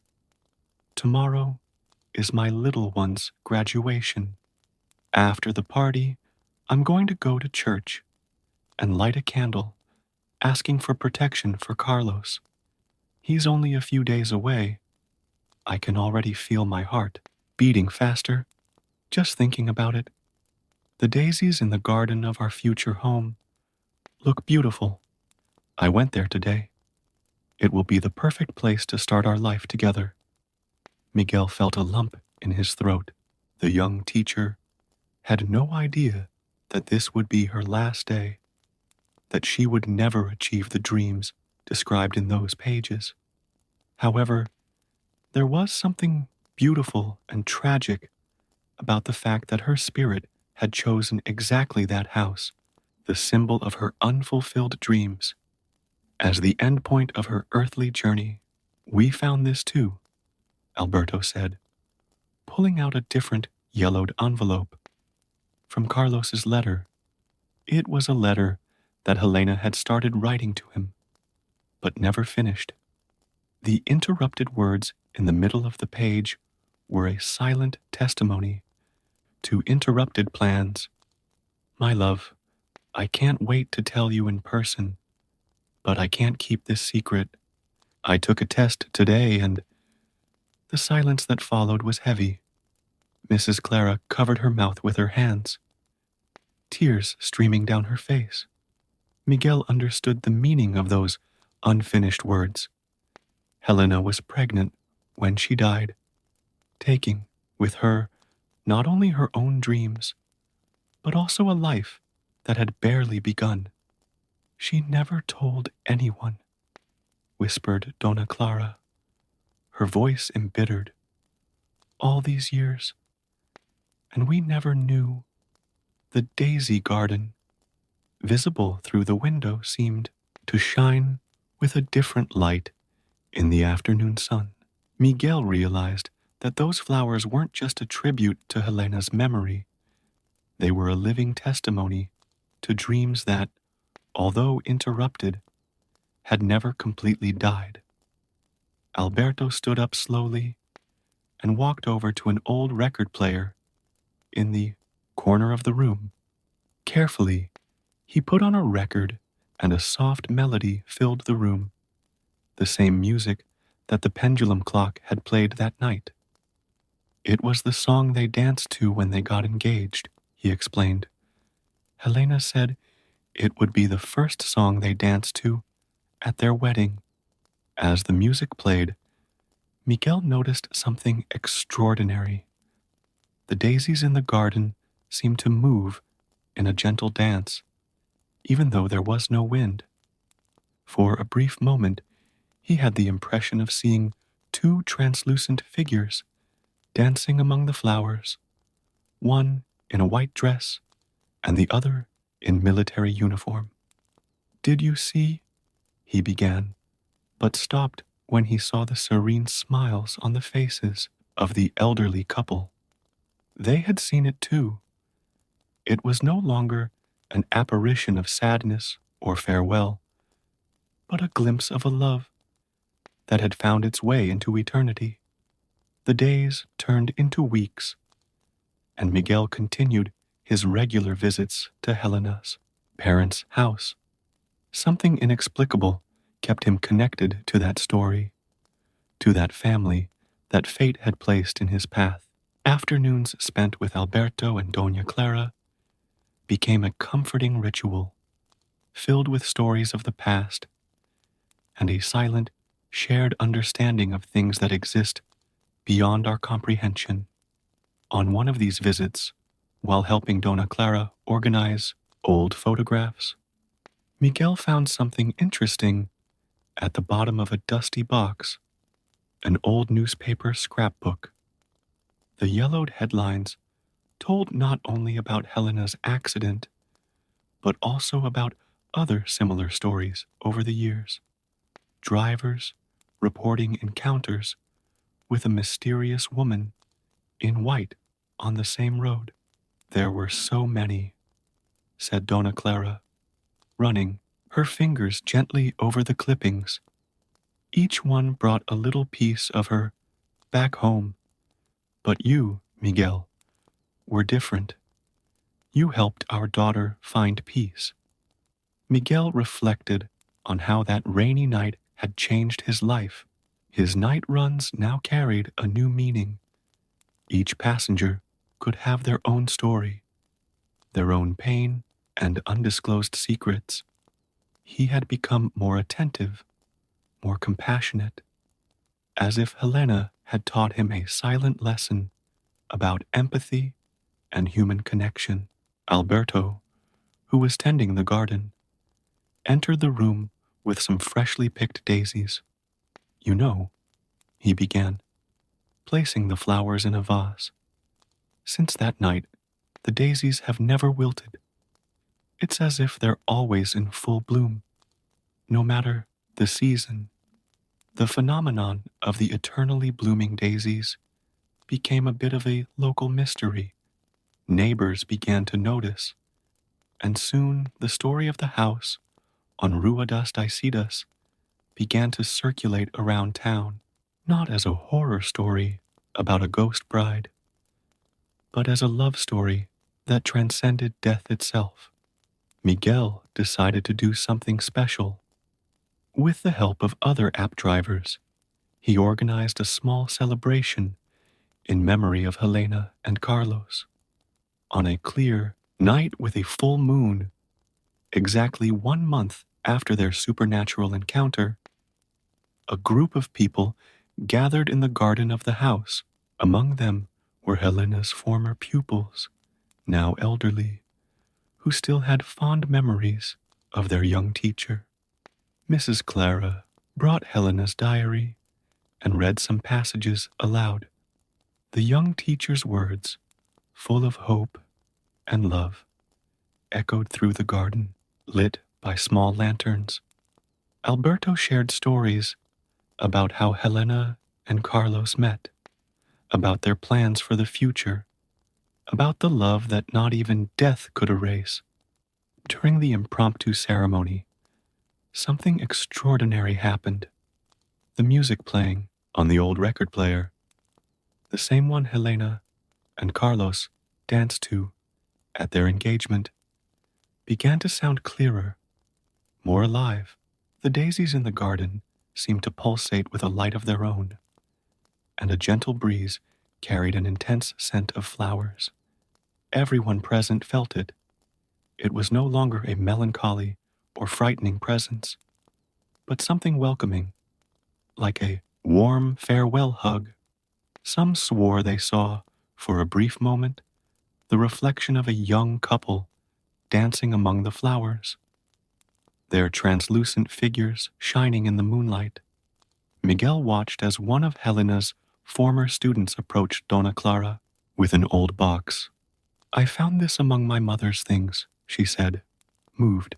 Inside was a photograph that nobody knew about. Helena smiling in front of her classroom, one hand discreetly resting on her belly, her secret kept in a radiant smile. The discovery of this last photograph brought a feeling of completeness. The circle was closing, not with sadness, but with acceptance and understanding. Helena and Carlos's story, although tragic, had touched and transformed countless lives over the decades. In the months that followed, Miguel continued his work as a driver, but something had fundamentally changed in his outlook. Every passenger who got into his car was a potential story. Every night route a possibility for meaningful encounters. The experience with Helena taught him that some connections transcend time and death itself. Alberto and Dona Clara transformed the house into a small memorial. One of the rooms was dedicated to telling the story of Helena and Carlos, with photographs, letters, and a carefully preserved diary. The Daisy Garden became a place of reflection and hope, where people came to find comfort and occasionally to share their own stories of love and loss. One quiet afternoon, while Miguel was helping to organize the memorial, Dona Clara handed him something special, the old wedding ring that Carlos had never had the chance to give Elena. "We want you to have this," she said softly. "You've become part of this story, part of our family." Miguel accepted the ring with reverence, understanding that it wasn't just an object, but a symbol of a story that would live on through the people who knew and shared it. The road where it all began was no longer a place of tragedy, but a meeting point between two worlds, where love proved stronger than death itself. The daisies continue to bloom eternally in the garden of House 237, and on full moon nights, passers-by can sometimes hear a soft melody, the music of two hearts that have finally found their way to each other, dancing eternally among the flowers that never wither.